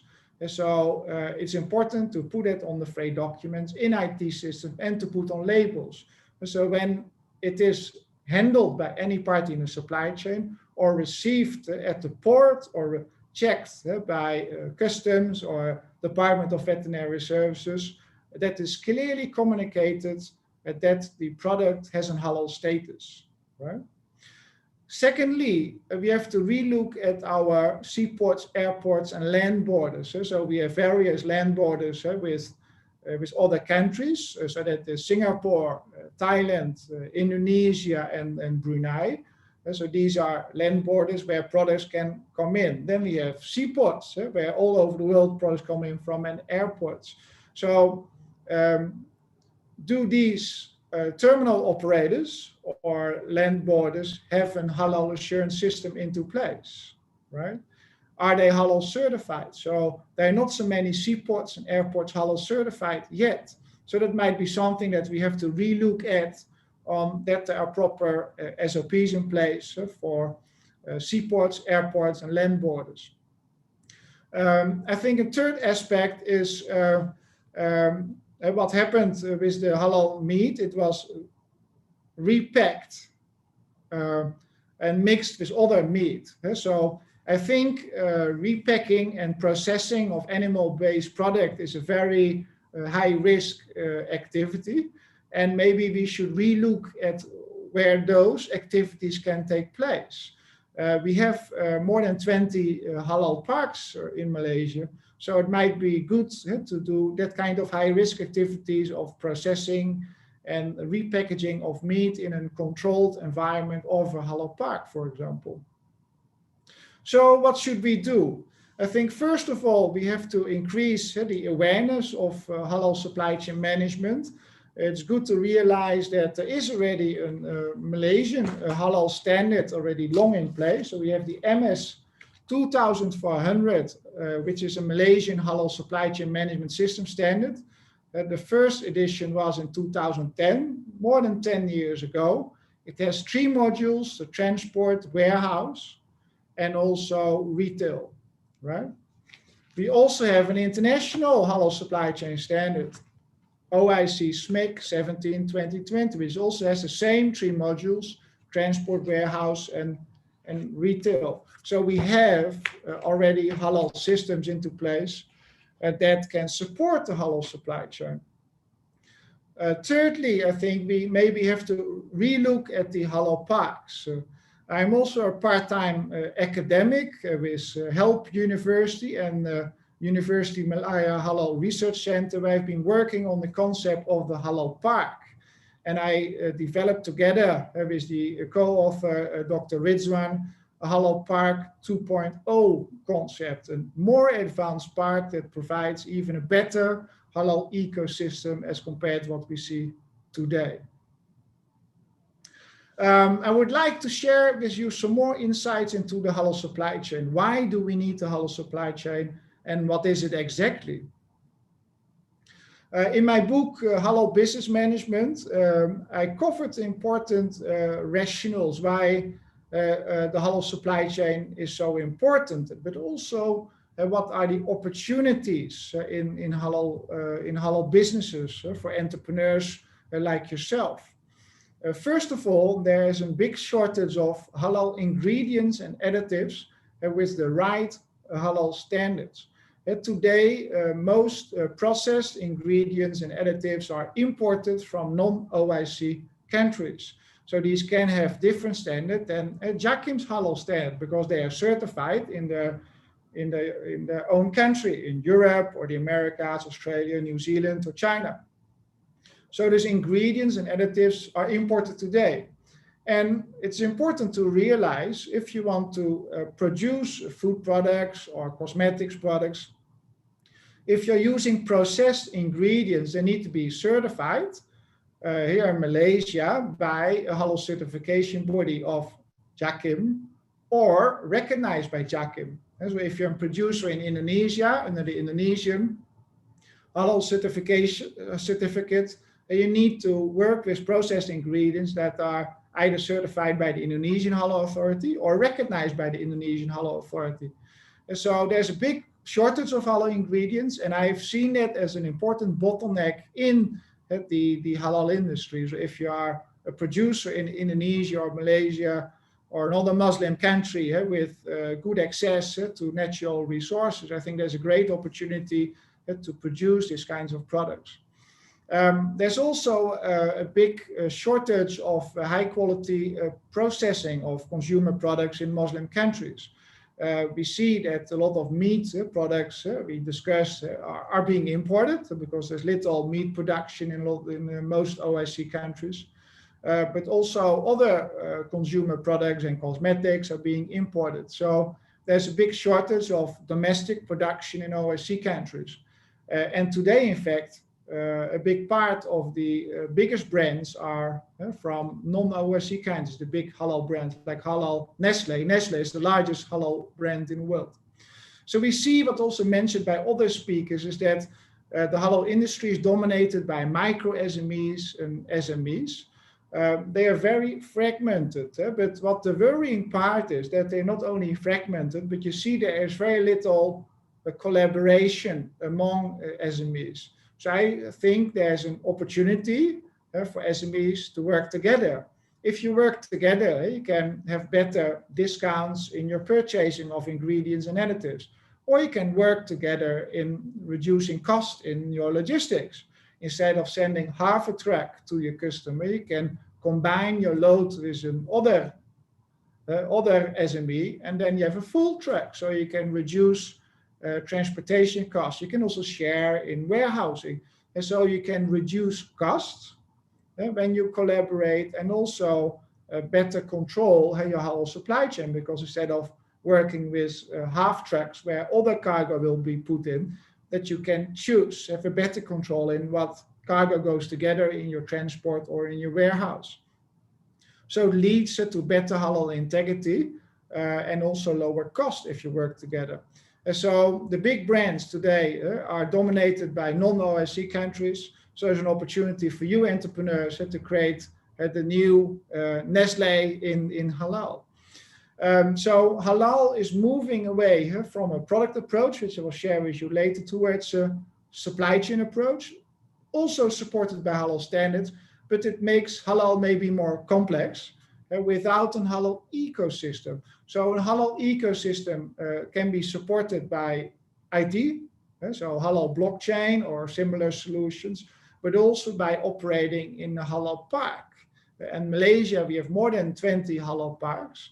So there is an opportunity also for SMEs to be located in those, to be part of a halal ecosystem, which can simplify halal and simplify halal production. In my work and my research on halal, I discovered that halal is not static, but is going through an evolution from a Muslim company where you as small entrepreneur might not be halal certified, towards a halal product where you accept the certificate from the Malaysian Halal Certification body JAKIM, or if you're living in Indonesia, the Indonesian Halal Authority. That is the halal product. What we see now is that halal moves towards a supply chain, a halal supply chain, where halal needs to be addressed end to end, which is supported also by the halal standards. In Malaysia, the MS 2400, and also the OIC SMIC standard, which is an international halal supply chain standard. The fourth phase is still future music, and the fourth phase is the halal value chain.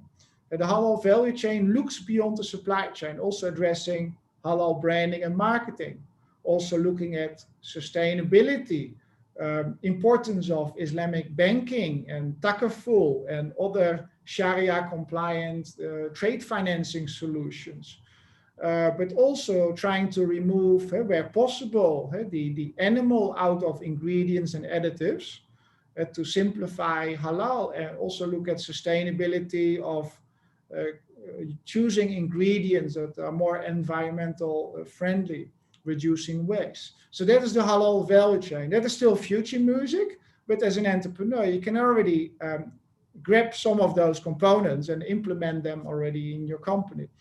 But halal supply chain is immediately around the corner, which is supported by a halal supply chain standard, which I just shared. That evolution of halal, you can also use as a reference to at what stage am I as a company. And so I created a checklist, a halal maturity checklist, to assess at what stage am I in the evolution of halal as a Muslim company, a halal product, a halal supply chain, or even a halal value chain. It's good to realize that although you might have an Islamic bank account at one of the banks, which just presented, it doesn't mean you're straight away at level 4, the halal value chain. And you need to have all yeses in order to be at level 4. So if you want to have a copy of this halal maturity checklist, you can go to my website of lbbinternational.com. So the goal of halal supply chain management is an end-to-end halal supply chain from source all the way to the point of consumer purchase. And source, you can say, well, that's the farm. Yes, but you might also give an animal feed to your animals. So you might even have a supplier before your farm. And the point of consumer purchase can be the supermarket, you're buying the product, or when you have a delivery all the way to your house, it is in fact all the way to your doorstep, where you receive the product from that delivery guy, where you order it from online. Or when you're sitting in a restaurant where you're having your meal, that's also the end of that halal supply chain. So the responsibility of the brand owner is all the way from source, all the way to the point of consumer purchase. After that point, it is the responsibility of the consumer to protect the food safety, but also the halal integrity. So a traditional approach to halal was a product approach to halal. Just get your product certified by JAKIM or the Indonesian Halal Certification body. After that, we didn't look too much in the supply chain. So what was the result of this? That supply chains were broken, where the halal integrity was not protected necessarily throughout the supply chain. Halal integrity could be compromised for the consumer, and there could be an issue also for the reputation of the company, and even you could lose, say, a license to operate in certain Muslim markets. So, in other words, we need to organize the halal supply chain end-to-end. So similar to food safety or product safety, we need to extend halal integrity all the way into the supply chain, where we can have a better control of the halal integrity and better control of the corporate reputation. So what was an important game changer, in my opinion, what happened in November, was that the OIC SMIC launched the International Halal Supply Chain Standard, the OIC SMIC 17-2020. So this is an international halal standard, which is also based on the Malaysian Halal Supply Chain Standard MS 2400. So it's important to realize that this standard is an international standard, which was launched in November last year, and which will be a global reference how to organize transportation and supply and warehousing as well as retailing all over the world. So that's a game changer, which also gives the importance also for companies to refer to this standard when doing international business, imports and exports. Dr. Marco, can you wrap up your session, please? I will. Thank you so much, Said Alwi. Yes, as a professor, I'm used to talk for 2 hours, so this is a little bit shorter. I will try to wrap up. So it's important to look at the supply chain end to end. I will just skip some of these slides. When we talk about the halal supply chain, it's important to realize it has 3 components in organizing a supply chain. So first of all is you want to avoid cross-contamination, which you can address by proper packaging. Risk of contamination is important by addressing physical segregation in the supply chain, as well as communicating on the freight documents that the product is halal, and perception. And the perception is based on the Islamic schools of thought, fatwas, and local customs, which means that halal supply chains to different countries is also different, because Malaysia's perception of halal, which is framed by also fatwas and local customs and the Shafi'i school of thought, is different from Saudi Arabia. So meaning that when you organize an export supply chain to different markets, your supply chain requirements might also be different. So for example, for Indonesia, you might require ritual cleansing, but ritual cleansing is not practiced in the Middle East of Africa. For those markets, You don't need to do a ritual cleansing.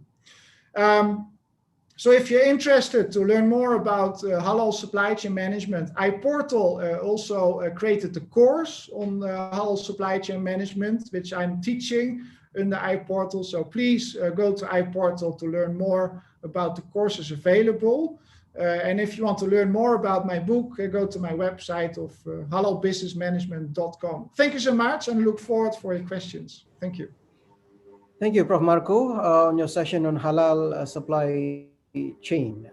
So Malaysia's halal certification is a sign of trustworthiness, indicating genuineness by Muslims and for Muslims. In fact, it is also an important indicator of hygiene product quality. Malaysia's halal stamp in itself is a global approval or global recognition of halal quality, hygiene quality, and is one of Malaysia's contributions to the global halal industry. That is why when there are allegations regarding non-compliance to halal standards or halal supply chain processes, the authorities in Malaysia take serious note regarding these allegations, and as we speak, investigations are underway to nip the problem in the bud. With regards to halal compliance, let us now hear from an expert on digital and technology solutions on halal compliance. For our next session, we have Dr. Muhammad Iskandar, who is the CEO and founder of Holistics Lab Sendirian Berhad, and a senior lecturer at the Azman Hashim International Business School, UTM. Holistics Lab is a UTM spin-off company that is responsible for commercializing digital innovation and technology for halal industry. Dr. Iskandar will be showing us a demo of one of the digital solutions for halal compliance. So let us welcome Dr. Iskandar to present his topic titled "The Fastest and Easiest Way to Halal Compliance." Over to you, Doctor. Okay. Bismillahirrahmanirrahim. Assalamualaikum warahmatullahi taala wabarakatuh. Alhamdulillah rabbil alamin wassalatu wassalamu ala asyrafil anbiya wal mursalin wa ala alihi wasahbihi ajmain. Okay, thank you very much, Mr. Said Alwi, for your kind introductions, and also thank you very much to iPortal for giving me the opportunity to share some of our innovations that we've been developed for several years, and also to all the esteemed speakers that have been doing a very good job in terms of explaining into various different kind of aspects regarding the halal certifications. Okay, so as mentioned by Mr. Said Alwi just now, I'm going to divide my presentation actually into two sections. The first one I'm going to highlight in terms of the needs for the technology, especially on the halal compliance, and the second one I'm going to give a live demo of how this technology can be implemented as not only for SME but any company who wants to embark into halal certifications. Okay, now, all right, so before I proceed with the needs, I just want to highlight about the roles and also objective of Holistics Labs Sendirian Berhad. So we have three major visions and also missions for this company. The first one, we want to help more companies to get halal certification through the halal industry consultations. The second one is we also was appointed by JAKIM as one of the halal certified training provider, and on top of that we have a core focus on developing technological solutions for the halal economy. So for today, obviously I cannot explain all those three different kind of focus that we have. So I'm going to focus more on the digital solutions that we call as quick halal, which we call as the fastest, easiest, and also smartest way to halal and also food safety compliance. As we've already heard from Puan Rosie, okay, Mr. Rizal of Bank Islam, okay, Mr. Rizal of Alliance Bank, as well as okay, Prof. Marco Timan. One of the important aspect in terms of halal certification is compliance. Okay, so Mr. Rizal from Alliance Bank already highlighted several kind of challenges why company, especially SME, having difficulties okay to get halal certification.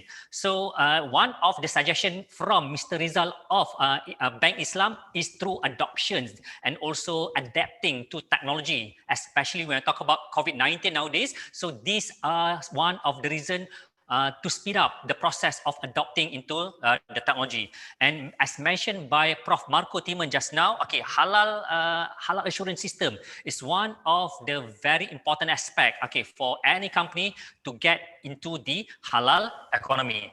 But nevertheless, okay, we also need to understand about the process. Okay, so if you look into this diagram, so these are the general representation of how a company can go into halal certification through the compliance. So I'm assuming that most of the companies already know that in order for us to get the halal certification, one of the important thing is that the company will be audited by the authority. So when look into the case of Malaysia, right, so the authority is JAKIM.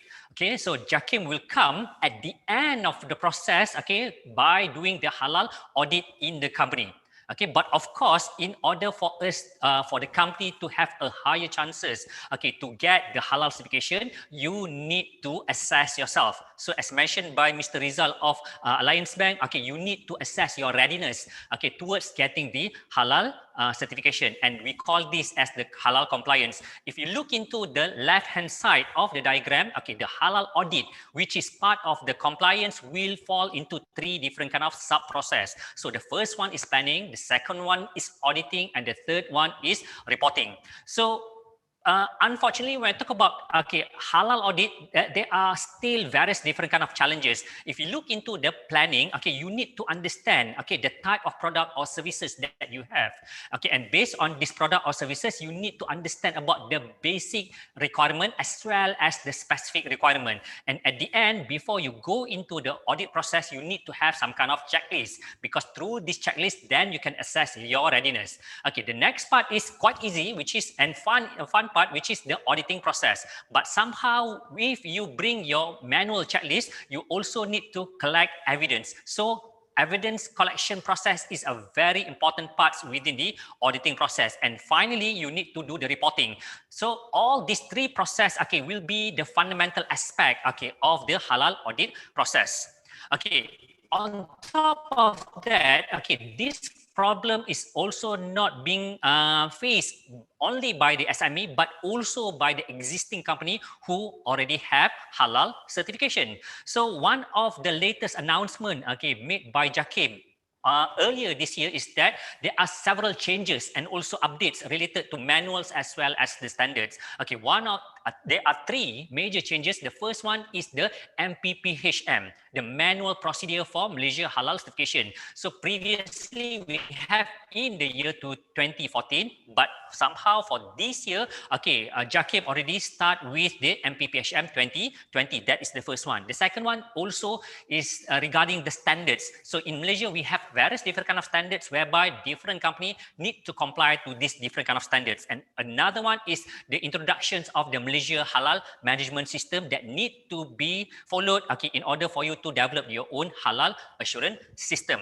So this is the update coming from MPPHM. Last time, before 2021, we have only 7 different kind of category. But this year, the addition of 2 scheme, which is halal OEM as well as the medical devices. And as I mentioned before about the MPPHM 2014, previously we have only 13 different kind of sub-component.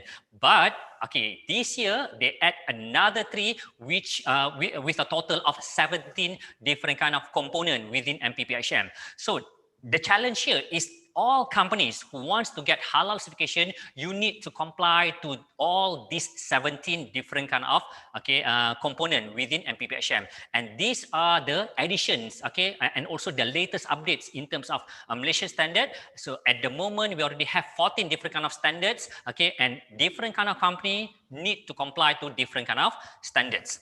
Okay, now, okay, before I scare you off, okay, in terms of how to get halal certifications. Okay, we want to provide you with a solutions. Okay, as I mentioned before, we have Quick Halal, which is the first cloud-based mobile halal auditing apps. Okay, the main purpose of Quick Halal is to help you with the halal audit by providing you with the most comprehensive halal audit checklist, which is up to date. And in fact, in Quick Halal, we already have MPPHM 2020, all the Malaysian standard as well as the MHMS.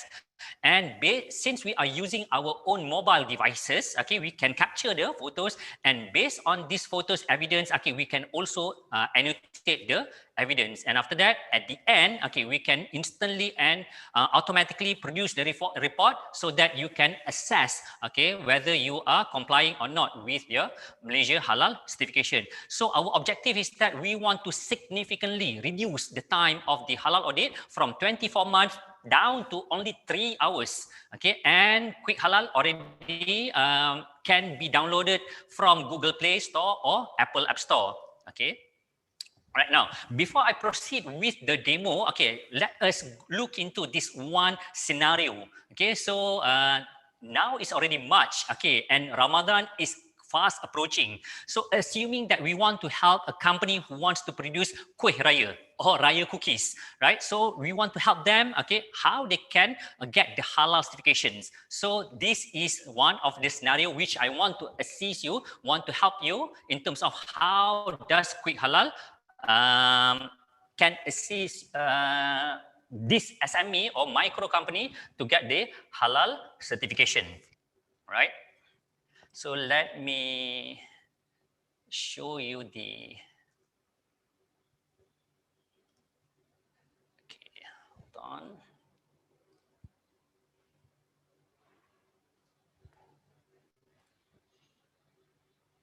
Okay, right.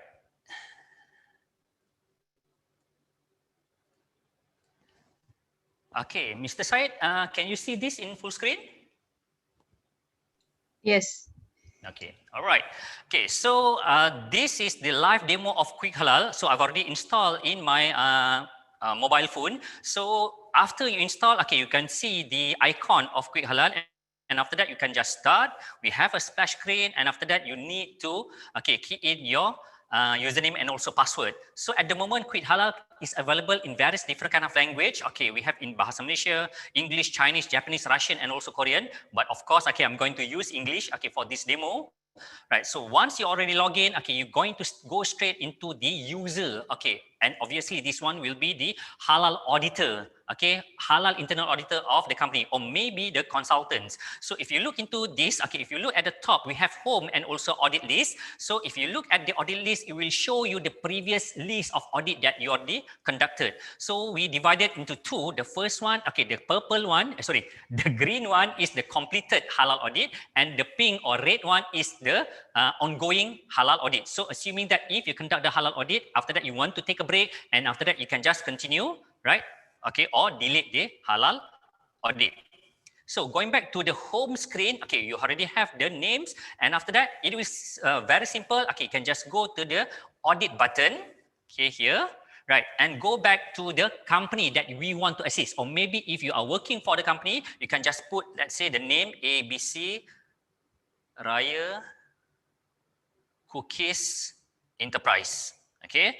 And the next part is that you need to put your address. Okay, so we also provide you with the geotag locations to identify, okay, your locations. And if you choose the geotag locations, okay, it's going to show you, okay, the address that you are now. Okay, so after that, you're going to the scheme. So as I mentioned that in Malaysia, all right, there are 9 different kind of scheme for halal certification. So if you look into that scheme, we provide the comprehensive all 9 schemes, which you can just choose, because each one of this scheme will have different kind of checklists. So we have FMB, okay, we have cosmetic, consumer goods, and on top of that, we also have Indonesia halal audit checklist here in Quick Halal. Right, but again, for this main purpose, for this demo purposes, okay, I'm going to use the MS 1500, okay, 2019, okay, demo FMB. Okay, so once you already choose the scheme, you can also choose the size of the company, because the size of the company will also influence, okay, the checklist. So the last one is the start date. Okay, we already have it from the system, and after you click next, voila, okay, we already have the comprehensive checklist, okay, based on that 17 different kind of category. Okay, so if you look up here, all right, we have the drop down list. Okay, you can see there, those are the 17 different kind of subcomponent which already divided into various different kind of, okay, parts within MPPHM. So if you go into the first one, for example here, right, so one of the requirement is that, okay, you need to have a valid food premises registration certificate from BKKM.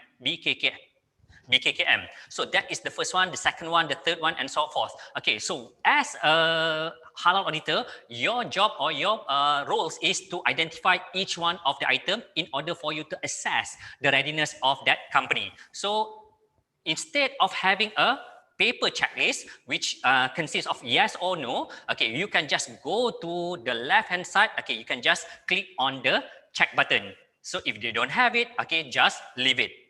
Okay, now, right, so that is the basic fundamental aspect of Quick Halal, but at the same time, there are more information that you can get from Quick Halal. If you look here, we have 3 dots on the right hand side. So if you look into that 3 dots, okay, we have collect evidence, non-conformance, reference, notes, as well as non-applicable. Okay, I want to start first, okay, with the reference. Okay, we want to know, okay, this first one have a halal, have a valid food premise registration certificate. Where does it come from? So if you look into that 3 dots, look into the third parts, okay, which is reference. Okay, if you choose reference, okay, it will come from MPPHM 2020, page number 10, Clausa 5.3. So that is the exactly location where does the first item in this checklist, okay, being located. So I just want to emphasize is that all the items in Quick Halal will refer either to MPPHM or Malaysian standard or other different kind of standard which is related in order for you to get the halal certificate. Okay, so the same thing like for the second one, if you look into the reference, okay, it is still MPPHM. So I just want to show you, if you want to go into the next part, okay, you can just swipe left and right. Okay, right. So again, if you look here, if you look into the reference, okay, we also provide, okay, the references coming from MS 1500 2009 as well as MS 1500 2019.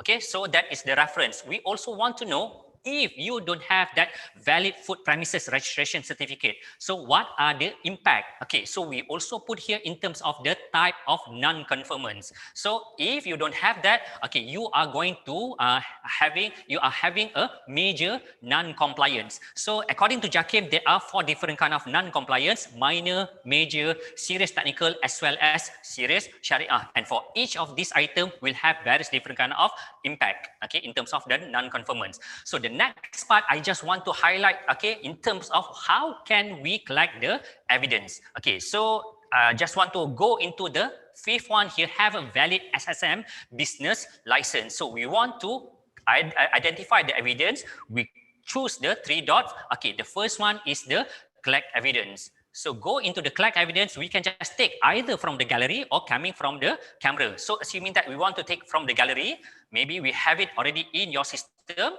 Okay, we go into the gallery and after that we can just choose, okay, the top right hand parts. Okay, that evidence already being attached to this one, okay, item. So at the end, okay, it's already comply. So we just want to see the bigger photos. Okay, so these are the SSM, okay, evidence that we have. So the next part is quite simple. Okay, just go through one by one. Okay, so right, of course, okay, in the real sense, okay, we need to go through, okay, this process, okay, really thoroughly. Okay, but here, let's say if you want to conduct the when you assess in terms of your workers' readiness, okay, we want to look into, okay, for example, workers' personal hygiene is always at the best, okay? So assuming that you capture the evidence and you have this kind of scenario, okay? Right, which one is it? Okay, let's say this one, now, okay? But again, okay, just want to show you, okay, an example, assuming that you see, okay, your staff or maybe the company that non-compliance. So you want to annotate, okay, which are the staff here who are violating the compliance. So you can just use your finger, right? Use your finger, okay, and can just highlight, okay, this one problem. Okay, and if you don't like it in red, okay, you can just change it to the yellow, and we can just highlight another one. So the next part is just save, then that, okay, evidence is already in the system. But somehow for this, you cannot check because it is violating. So just leave it like that. Okay, right. So I just want to collect another evidence coming from the camera, for example. Right. So this is the photo from my office. Okay, so that is another evidence. Okay, the next part, right? So the next part, okay, all these are the documentation. Okay, the specific requirement. Okay, product menu. By the way, all this is coming from MPPHM. It's not something like that we just create. Okay, all five of just without any reason. So this is also the law and regulations, OEM. Okay, management responsibility. Okay, hygiene. Right, okay, and also training. Okay, so again, as mentioned by Prof. Marco Timan just now, training is also very important, and we want to collect the evidence. So let's say we want to see, okay, so this is the actual training which has been conducted, okay, in the company, right? So that is the halal record, okay, and at the end, okay, we've already finished. So we already passed, okay, with the preparing or the planning of the halal audit, and also we already complete, okay, performing the halal audit. The last part is preparing the report. But before we go into the report, we just want to know, okay, the audit performance of that ABC company. So we can just click on the audit performance, and voila, okay, so we already have the results, okay, straight away from that halal audit. So if you look here, we have 91, okay, 91, okay, different type of items, okay, and out of 99 and 91, 88 or 96.7 is already complied, but still we have 2 minor non-compliance as well as 1 major non-compliance.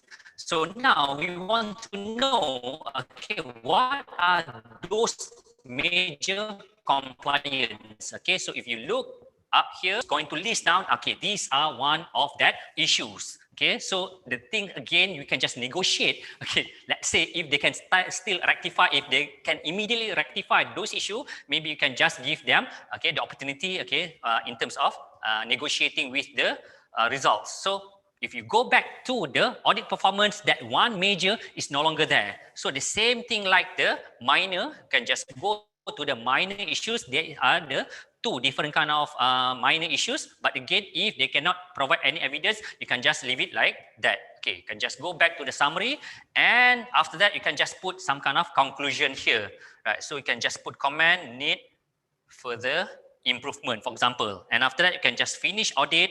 And the final things before you produce the audit report is that you need to have some kind of endorsement, okay, and also signature from the auditors as well as the auditee. So let's say I'm the auditor here, right? I can just put my credential here, save, and after that, we ask the auditee to provide the, okay, signature as well. So assuming that this one is Ahmad, okay, this one is manager of that company, ABC, and after that, save. And the final step before we go to the report is we can just finish audit.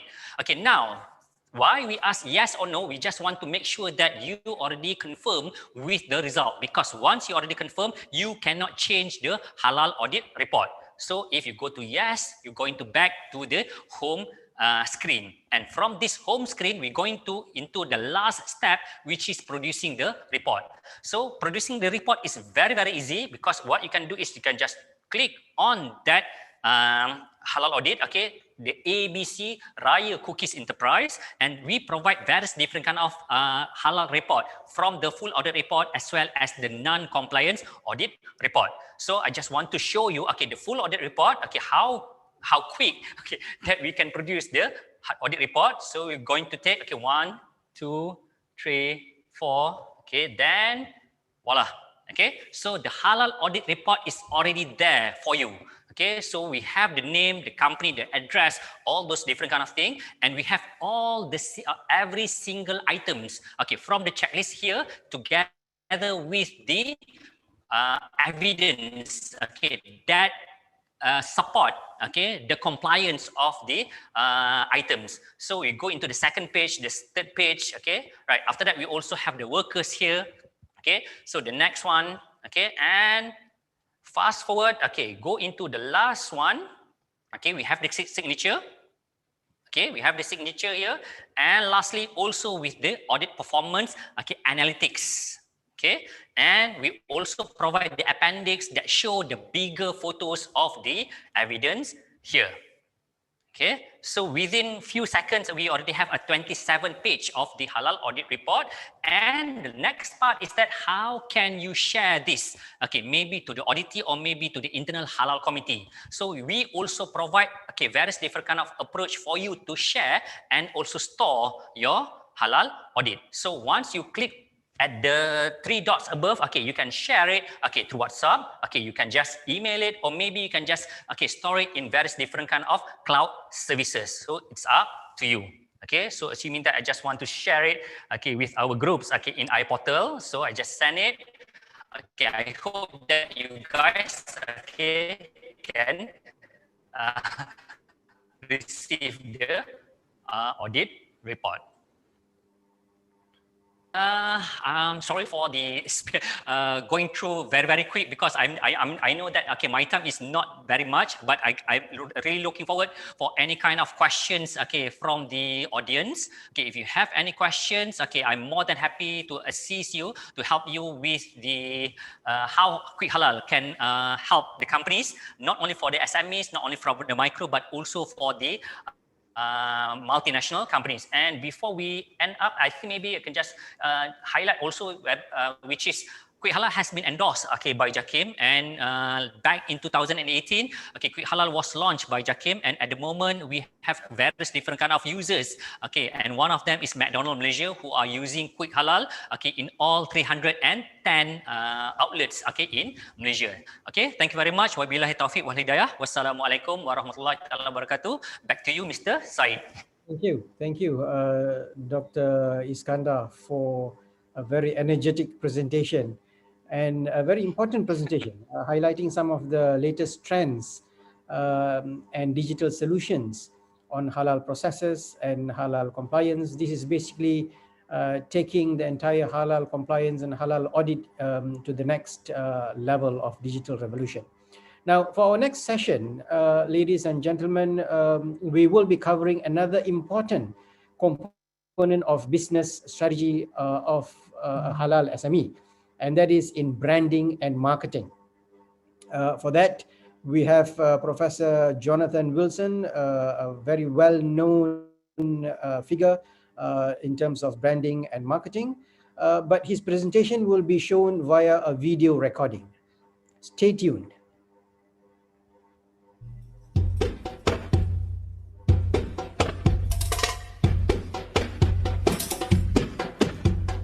Assalamu alaikum wa rahmatullahi wa barakatuh. Happy to be giving you a talk, unhappy to be giving you a talk through video. What can I say? When am I going to see you again? But for now, here goes. So, I've been asked to reflect upon halal in a kind of post-COVID. Are we post-COVID yet?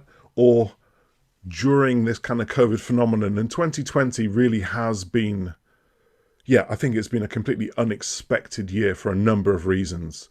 But let's just kind of remind ourselves of why we're doing what we're doing. And I was reminded by that fact this morning because I was giving a lecture to my postgraduate students about sustainability.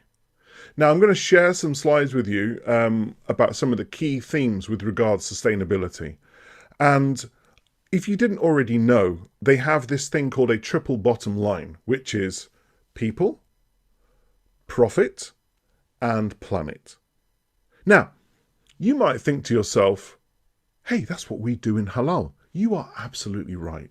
It's exactly what we do in halal. We think about people, we think about the planet, and we think about profits. And of course, the Prophet Muhammad sallallahu alaihi wasallam. So depending on how you spell that, is it about making money, or is it about a divine connection with the greatest of all creation? it's both of those, right? Because we wouldn't be talking at a conference like this and doing what we're doing if we didn't have sustainable business models. So one of the key things that's come up in my thinking is just sustainability and post-COVID era means, are we building robust business models, right? Now, by that, what I mean is, do we have a business tomorrow? As best as we can plan, of course. I mean, everything is in the hands of Allah subhanahu wa ta'ala. But let's just think about that, because if you look in mainstream press, there have been a lot of businesses which have gone into liquidation, have closed down, have shut down stores, and there have been lots of reasons why. They'll say, oh, they didn't pivot well enough, people haven't been able to go into their stores. But I would like to focus on some of the things that I think are the main culprits. Number one, business strategy. And by that, what I mean is, if you're not planning for the short, medium, and long term, strategically, looking at your bottom line and your balance sheets, it's very difficult to survive these unexpected circumstances such as COVID-19 that we're experiencing. And I'd like to go even in more detail and say that some of the businesses that we're seeing in the headlines, household names that have been around for decades, are not able to cope. Why? Because they're saddled with debt. Now, we as Muslims know that debt is something that we should avoid, but I want to reinforce that point that, there are lots of talks about, getting out loans or halal loans, and I'm not going to be the judge on whether you do or do not, but let's be clear on this. Be very careful about taking on more than you can cope with, and debt is one of the number one ways to pull you under, because if you think about a business model that has savings, if you want to call it a war chest, call it a war chest. But if you have savings, then you have the ability to shoulder the burden when these calamities strike. You also have the money to be able to reinvest and redeploy in new areas. So smart thinking would be save some money for that rainy day or that calamity, but also think about how you can wisely invest that money so that you have a future. Now, what do I mean by wisely invest? I can think of some key areas, one of which is people. If we are not, as a halal community, investing in our young people, or people who are looking for an alternative career, people who have not really thought about halal as being a legitimate profession, we should be reaching out to those people, especially because they would have key skills in areas that could enrich what it is that we do within the halal community.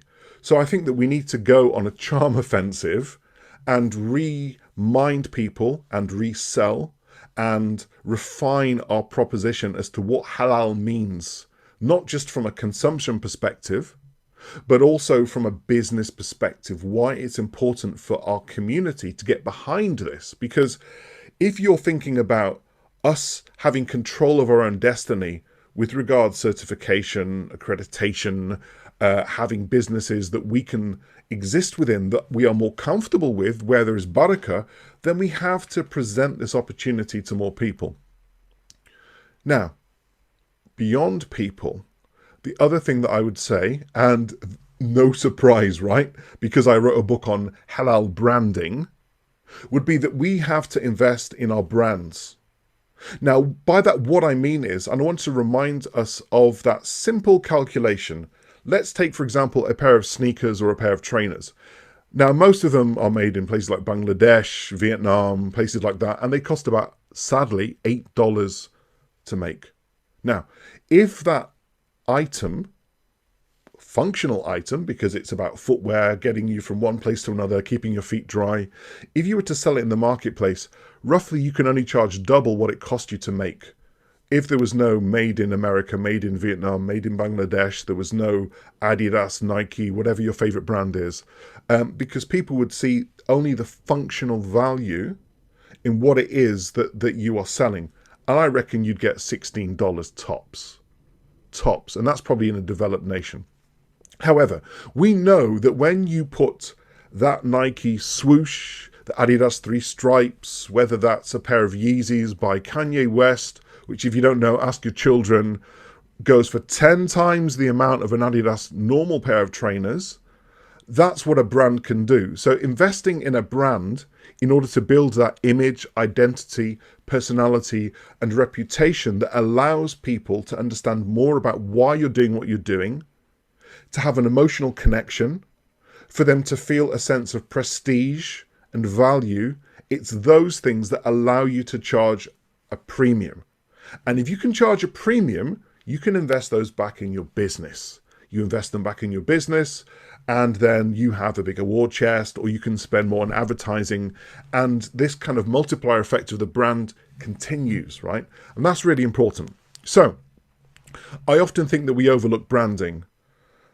I've said on a number of occasions that if we only sell ourselves on the functional benefits, right, as in suitable for Muslims, ingredients are halal, then we're not getting extra money in the same way as other successful brands do, right? So think about, even when we talk about the ingredients, let me give you a top tip, right? If you think about certain objects, let's take oud, right? The fragrance that we wear, if it came from Cambodia, or if it came from Yemen, or let's take honey, if the honey came from Hadramaut in Yemen, if it came from Morocco, if it came from New Zealand and it's Manuka honey, those words linked to that product also have meaning inside them. And inside that, through years of exposure, experience, conversations and articles, people are prepared to pay a little bit extra. Just like tomatoes versus Italian, sun-blushed, Mediterranean tomatoes, right? Each of those words paints a picture in people's mind that translates into them wanting to spend a little bit more. Now, they're not consciously thinking that, they're unconsciously thinking that. But that's the job of people like us who do branding, advertising, communications. It's to understand the psychology behind consumption. So, build your brand. Think about your communication strategy. So if we go in a little bit more deeply, advertising we know is expensive, right? Branding costs money too, but there is a return on those things if you are in it for the long-term gain. Now, if we focus on communications, one of the things that I've been impressed on this year, we've had to pivot. So we're doing this conference online, right? People are using Zoom calls, Microsoft Teams, some people using Skype, and more people are doing videos, vlogging. So my top tip to you would be, think about how you can use these multimedia formats more effectively. So for example, I'm recording this video at home in my office, right? So you can see that I've invested in a microphone. I'm actually using my smartphone. This is just my regular iPhone, and I've got some basic understanding of editing software. But effectively what you see here is my own broadcast studio, because I can record videos, I can do Zoom calls, I can do live streaming, and this is a very direct way to communicate with people. So if we think about the entire ecosystem, the halal value chain, whether that's promoting our ideas and our identities, we don't necessarily have to rely upon news channels to broadcast our message. We can go directly to our business partners, stakeholders, people in the value chain, and consumers through video. So learn how to do video. The technical aspects, but also just the aspects of being able to convey emotions and get factual information on pat so that you get really good at it. Because the better that you get at it, the more direct you can be and just sending things out frequently, right? So take advantage of social media. If I was to do a check, whether that's halal certifiers, halal brands, Muslim brands, and look to their social media feeds, I think that there's more that we could do. There's definitely more that we can do to elevate our identities and reputations. And if we do it and encourage other people to do it and get involved, the multiplier effect is through word of mouth. You've got this trail of messages and information, which is always going to be there, is searchable, is linked to hashtags, and we can get our message further afield. Now, what I'm going to do right now is I'm going to show you a clip. So apart from doing video, I've also been looking at AI, artificial intelligence, and here's a piece of software that I subscribed to, which uses artificial intelligence actors. So you're going to hear my words spoken by another person with an accent that I've selected. I've selected the model, I've selected the accent. It's still in beta phase, so I haven't got full choice of accents or full choice of images of people. I've got a selection of actors, but let's see what you think. And here's the little trick that I'm going to put in there. I, using things like Google Translate, can do it in different languages. Now, I can't speak those languages very well, so you're going to have to listen and then let me know in the comments below whether those translations are good enough. See you in a bit. Professor Jonathan Wilson says that in a mobile-first, integrated marketing communications brandscape, the way marketers find ways to grab attention and engineer engagement has never been easier, but at the same time never more challenging. Because the reality is that consumer attention spans are shorter, and they see marketing often as an unwanted intrusion. To combat this, advertisements, brands, and especially influencers are designed to elicit emotional responses. They use images, videos, colors, music, slogans, and descriptions designed to engage our feelings. Also, they attempt to evoke rational thought by driving depth of consumer involvement. This at times may be a form of post-rationalization and dissonance-reducing behavior in order to remove cognitive dissonance. What Professor Wilson means here is that if consumers are not thinking and feeling to a sufficient level, then they will ignore messages. However, if they are engaged, then consumers create meanings to support their reality. Digital marketing is no longer a subset of conventional marketing, it is a necessary element within all marketing. With these thoughts in mind, Professor Wilson provides the following definitions. A brand buys you something, which is a blend of tangible and intangible functions. It is a human form of cultural expression, designed to communicate meaning and deliver current or future value, which may accrue over time. Branding is a strategic and concise means of expressing, amplifying, and controlling who you are, what you do, who you are associated with, and what you own for competitive gains, using a variety of communication methods and media that are both collaborative and measurable. The key word here is value. How you want to define value and from whose perspective is open to your own interpretations. تستخدم العلامة التجارية التي تراها تمارس اليوم الكثير من المفاهيم والممارسات والتي نشأت من المسيحية. مساهمة البروفيسور ويلسون هي طرح السؤال: ما الذي يتغير إذا كانت بدلاً من ذلك تبني نظريتك على تعاليم من ديانة أخرى؟ نستخدم كلمات مثل الأيقونات أو نسمع الناس يتحدثون عن الغناء من نفس ورقة الترنيمة. هذه أفكار مستعارة من المسيحية. ربما يكون الاستثناء الوحيد للغة والمصطلحات التي نستخدمها في العلامات التجارية هو كلمة أفتور، والتي تأتي من الهندوسية. الآن، إذا نظرنا إلى تأثير ذلك على تفكيرنا، فإننا نفهم أن الصورة الرمزية تنقل رسالة مفادها أن هذه الصورة ليست الصورة الكاملة. لدينا الكثير من الهويات. لذلك، ما يقوله البروفيسور ويلسون هو أننا يجب أن نطبق ما تعلمناه من الإسلام ونستخدمه لتوجيه نظرياتنا وممارساتنا. من الناحية العملية، يقول إن هذا لن يعني فقط أن العلامة التجارية تعمل بشكل أفضل للمنتجات التي تلبي احتياجات المؤمنين المسلمين، ولكن أيضاً يمكن للمسلمين الآن تمييز منتجاتهم لأي شخص بشكل أصيل ونزاهة.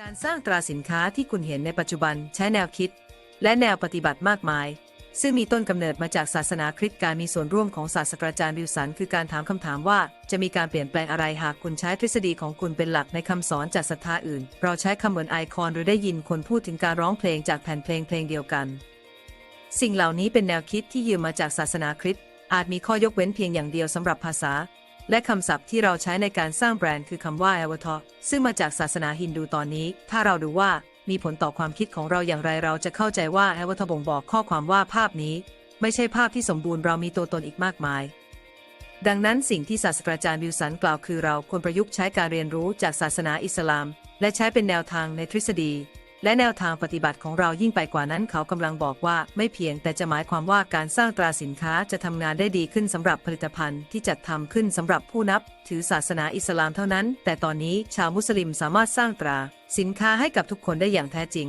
และด้วยความซื่อสัตย์ The branding that you see practiced today uses a lot of concepts and practices which originate from Christianity. Professor Wilson's contribution is to ask a question: what changes if instead you base your theory on the teachings from another faith? We use words like icons, or hear people talk about singing from the same hymn sheet. These are ideas borrowed from Christianity. Maybe the only exception to the language and terms that we use in branding is the word avatar, which comes from Hinduism. Now, if we look at what effect that has on our thinking, we understand that an avatar conveys a message that this image is not a complete picture. We have many more identities. Therefore, what Professor Wilson is saying is that we should apply our learning from Islam and use it to guide our theories and practices. More practically, he is saying that not only will it mean that branding works better for products that are catering for the Muslim faithful, but also that Muslims now can brand their products to anyone authentically and with integrity. Okay, welcome back. What did you think? Was it good? Good enough, probably, right? So let's look at it like this. I had a script and I pasted it into this software and I could select different languages and now I can broadcast throughout the world in their native tongues. So one of the things that I've learned from COVID is to be more entrepreneurial and to think about how I can utilize technology effectively. Another example I'd like to share with you is in the UK, there is a farm called Willowbrook Farm, which is Muslim-owned, family-owned business, and they take orders for halal meat from animals that they've raised, and they are able to send via courier through ice packs and everything orders. Now, you might think that's not very revolutionary, but the key here is that they have got a compressed supply chain, right? So we can call that disintermediation. And what we mean by that is that they are going straight to consumer. But going straight to consumer means that apart from increasing your opportunity for profits, you're also increasing your opportunities to communicate directly with the consumer. Newsletters, helpful top tips, friendly messages, how are you doing, did it arrive on time?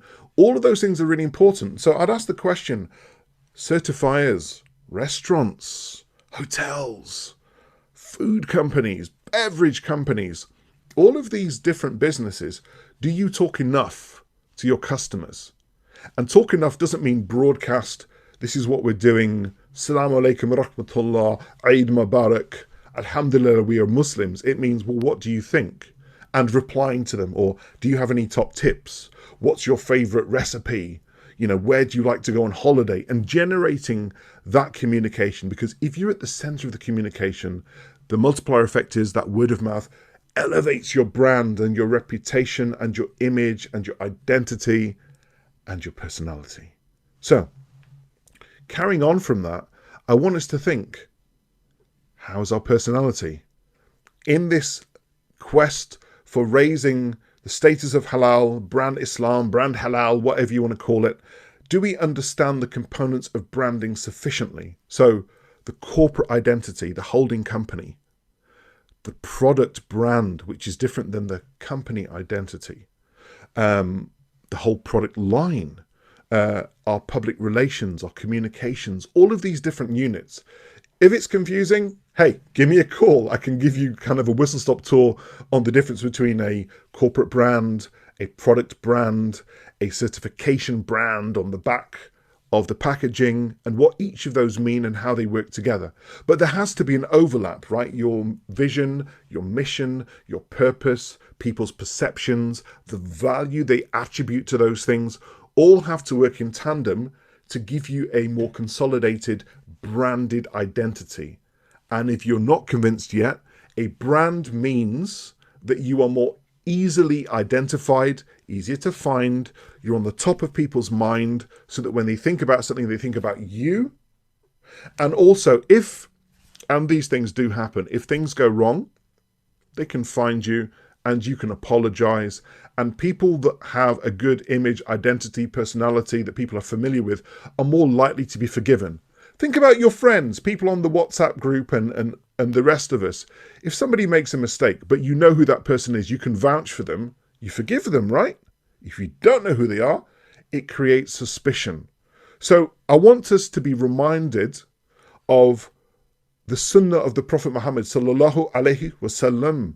He was al-Amin, the trustworthy. The Sahaba had characteristics that we can recognize and celebrate and talk about hundreds of years later. But one of the reasons that they were able to communicate those things to us was because they were narration chains, verified narration chains. So some of you might be thinking, aha, blockchain. Blockchain could do that. Social media can do that too. There are lots of different aspects of technology that allow us to link pieces of information together, and we can check for ourselves, which in a world now where we have these crazy terms which make no sense, fake news, alternative truths, and you're going to see deep fake happening where, as I use that augmented reality example, people will be doing that to change the words of people so that it spreads confusion, right? So in this fog, in these clouds, we have to think about how we can rise above. Rise above means lead by example, and leading by example means having a vital part in people's everyday lives through communication, dynamic, real-time communication from the heart, with empathy, with spirit, with spirituality, and with personality, because we're in competition with Netflix, Amazon Prime, lots of different things that are distracting people from what we want to tell them. So with that, I want you to reflect upon some of those things. And my key message then, post-COVID, is think about how we can harness the power of technology. But harnessing the power of technology means bringing people closer together. And it means putting people at the center of what it is that we want to do. And it means linking our message and what it is that we do, our meanings, to people, planet, Prophet, and the Prophet Muhammad sallallahu alaihi wasallam. So, how can you do that? We have to keep talking about halal and explaining what it is that we do. We can't just assume that because somebody is Muslim, or because we state laws, or we give them certificates, or even if they're non-Muslims, that that's enough. It's not enough. I can honestly say, through years of research and publishing, humans are more emotional than rational. Appeal to the heart, appeal to the soul, make people smile, show them how to love, make them feel loved, give them opportunities to show how they love other people, and that can only help and work in your benefit. So, with that, I'd just like to say thanks very much for listening to my message. Hopefully there were some useful things in there. Please don't be a stranger. Keep in touch. And inshallah, I'm going to see you in a country very soon. Hopefully with some really nice food, and we can have a laugh and a joke and do good things. So with that, thank you. Assalamu alaikum wa rahmatullahi wa barakatuh. Bye bye. Oh, by the way, why are we all waving all the time? Yeah, I kind of get it, right? It's the polite way to say goodbye, but what's the etiquette? Like, you know, we find ourselves probably waving more than we ever have. Like, is it 2 waves? Is it like a salute? Is it a finger gun? I don't know. But what I do know is that once upon a time, that seemed a little bit cheesy and uncomfortable, but now most people are doing it to say goodbye. So I'm just going to leave you there and say bye-bye.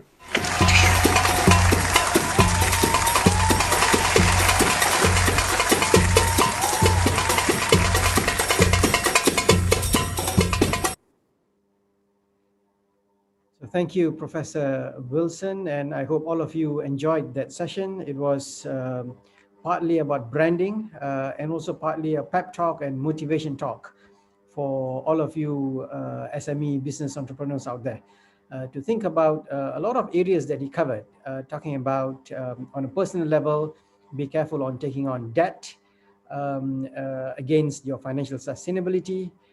Keep reminding yourself, your people, and other people about what halal actually means from a consumption and also from a business perspective, and a lot of points regarding the psychology behind the communication strategy on branding, And one of the key points that I picked up was a logo doesn't make a brand, and a brand, invest in a brand so that you can actually charge a premium for your product. So these are some of the key highlights from his talk.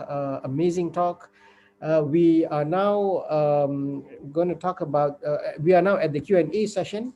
Some of the Q&A that were typed out have already been addressed. As I can see, it has been answered by the respective speakers.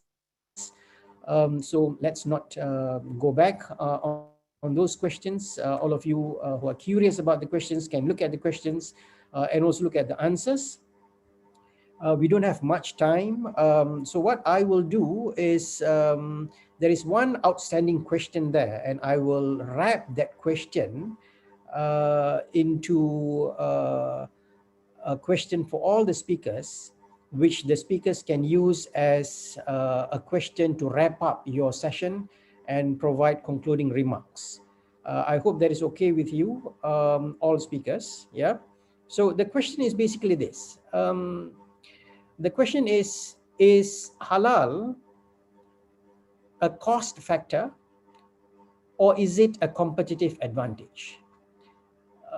Why do companies have to invest in a halal certification and a halal logo or a halal stamp when it actually means additional cost for them? Will they be less competitive? Or is a halal certification actually a branding strategy that offers them competitive advantage, that allows them to tap into a broader market? How would I'm elaborating the same question. How would small companies and entrepreneurs be able to cover the halal cost when it is probably an additional expense for them when they are probably at an early stage of setting up their business? Or is the investment in the halal process an investment rather than an expense? So it's one question which I've just elaborated in a bit of a long-winded way. I will start in the order of the speakers today. So with that question in mind, can I invite Puan Rosie to comment and to conclude, provide a concluding remark, all within 2 minutes, please. Thank you. Okay. Assalamualaikum once again. Well, it's a long question actually. I'm trying to digest bit by bit, but I guess some of them can be answered by the other fellow speakers, which I'm really happy. Just to inform everybody, we did not script these presentations at all, but somehow or other, I'm so happy that everybody seems to gel their thoughts. So alhamdulillah, I think we are in sync with our ideas of how to communicate halal and halal industry, and also the opportunities to the entrepreneurs in one same mind. Alhamdulillah. So the question that I think I want to pick up from that very long question is, what does halal mean to me as a consumer? Don't ever forget that as the major stakeholder, you are the major stakeholder. We matter because we are the major stakeholders as a consumer before we even go to what we are doing, whether as a banker, whether as an entrepreneur, whether as a producer in the working in a big company's producer. First and foremost, we are always consumer. So the question is not whether I, as a business operator, want halal certification because I want to increase my sales or I want to position myself better than my competitor. You should ask yourself as a consumer, what do you look for? There were questions in the Q&A. There was some debate about the meat cartel issue. And yes, Tuan Said, it's a big issue that, okay, one, yes, is still not being resolved. We should listen to the authorities. But at the same time, it shows that the halal assurance system is very important. Alhamdulillah, I was involved, like you introduced me earlier, in the working committee.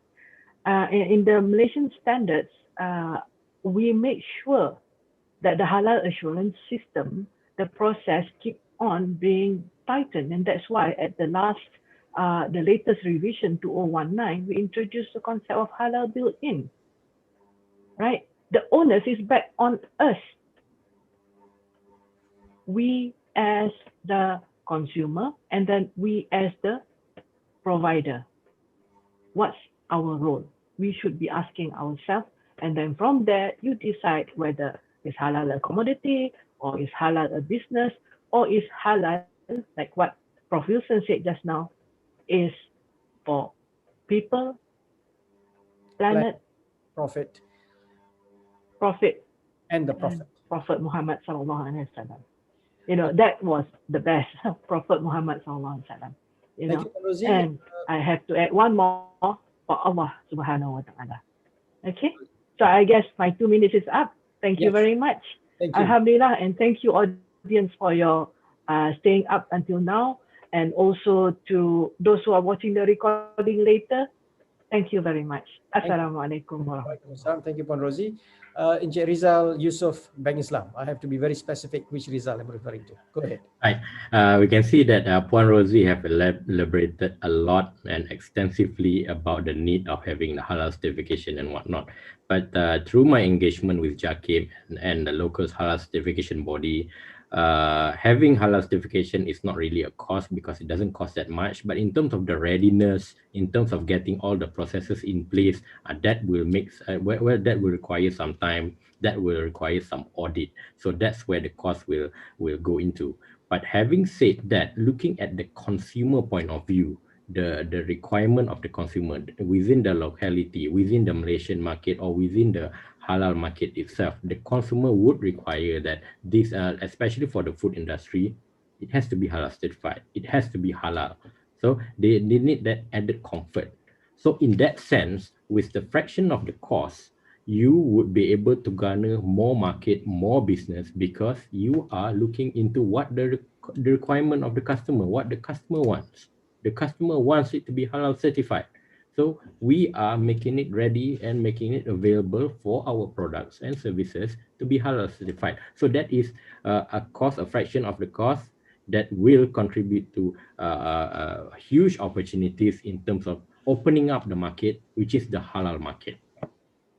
Thank you. Yeah. Spot on. Rizal Al-Ihsan from Alliance.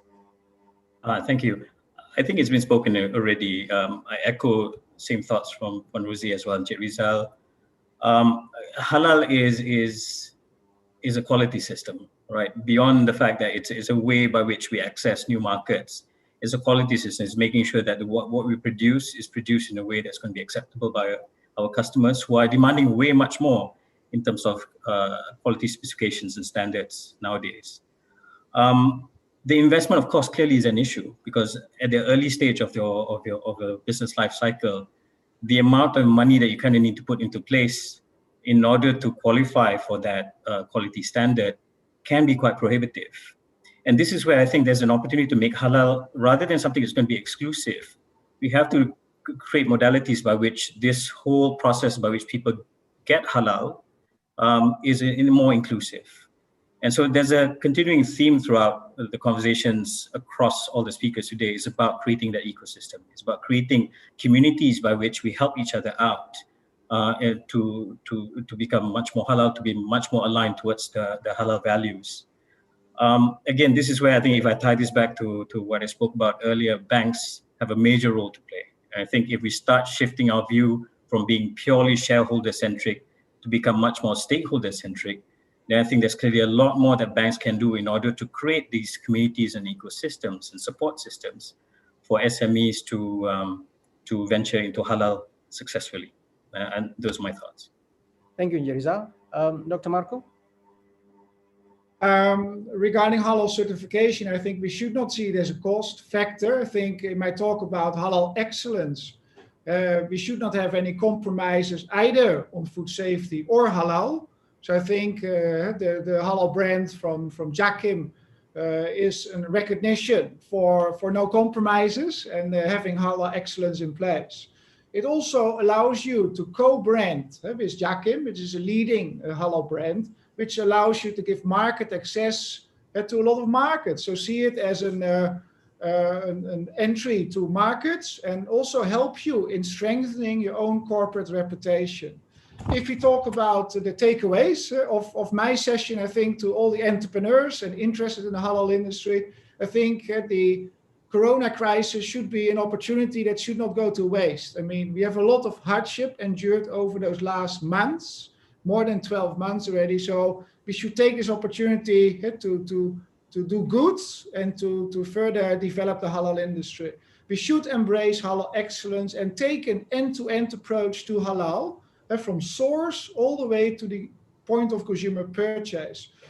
So there are definitely benefits also operating from a halal ecosystem. In Malaysia, you have more than 20 halal parks, which allows you to simplify halal for the entrepreneur, also to better control of your halal integrity, but also work together to create synergy advantages throughout your supply chain. Thank you very much.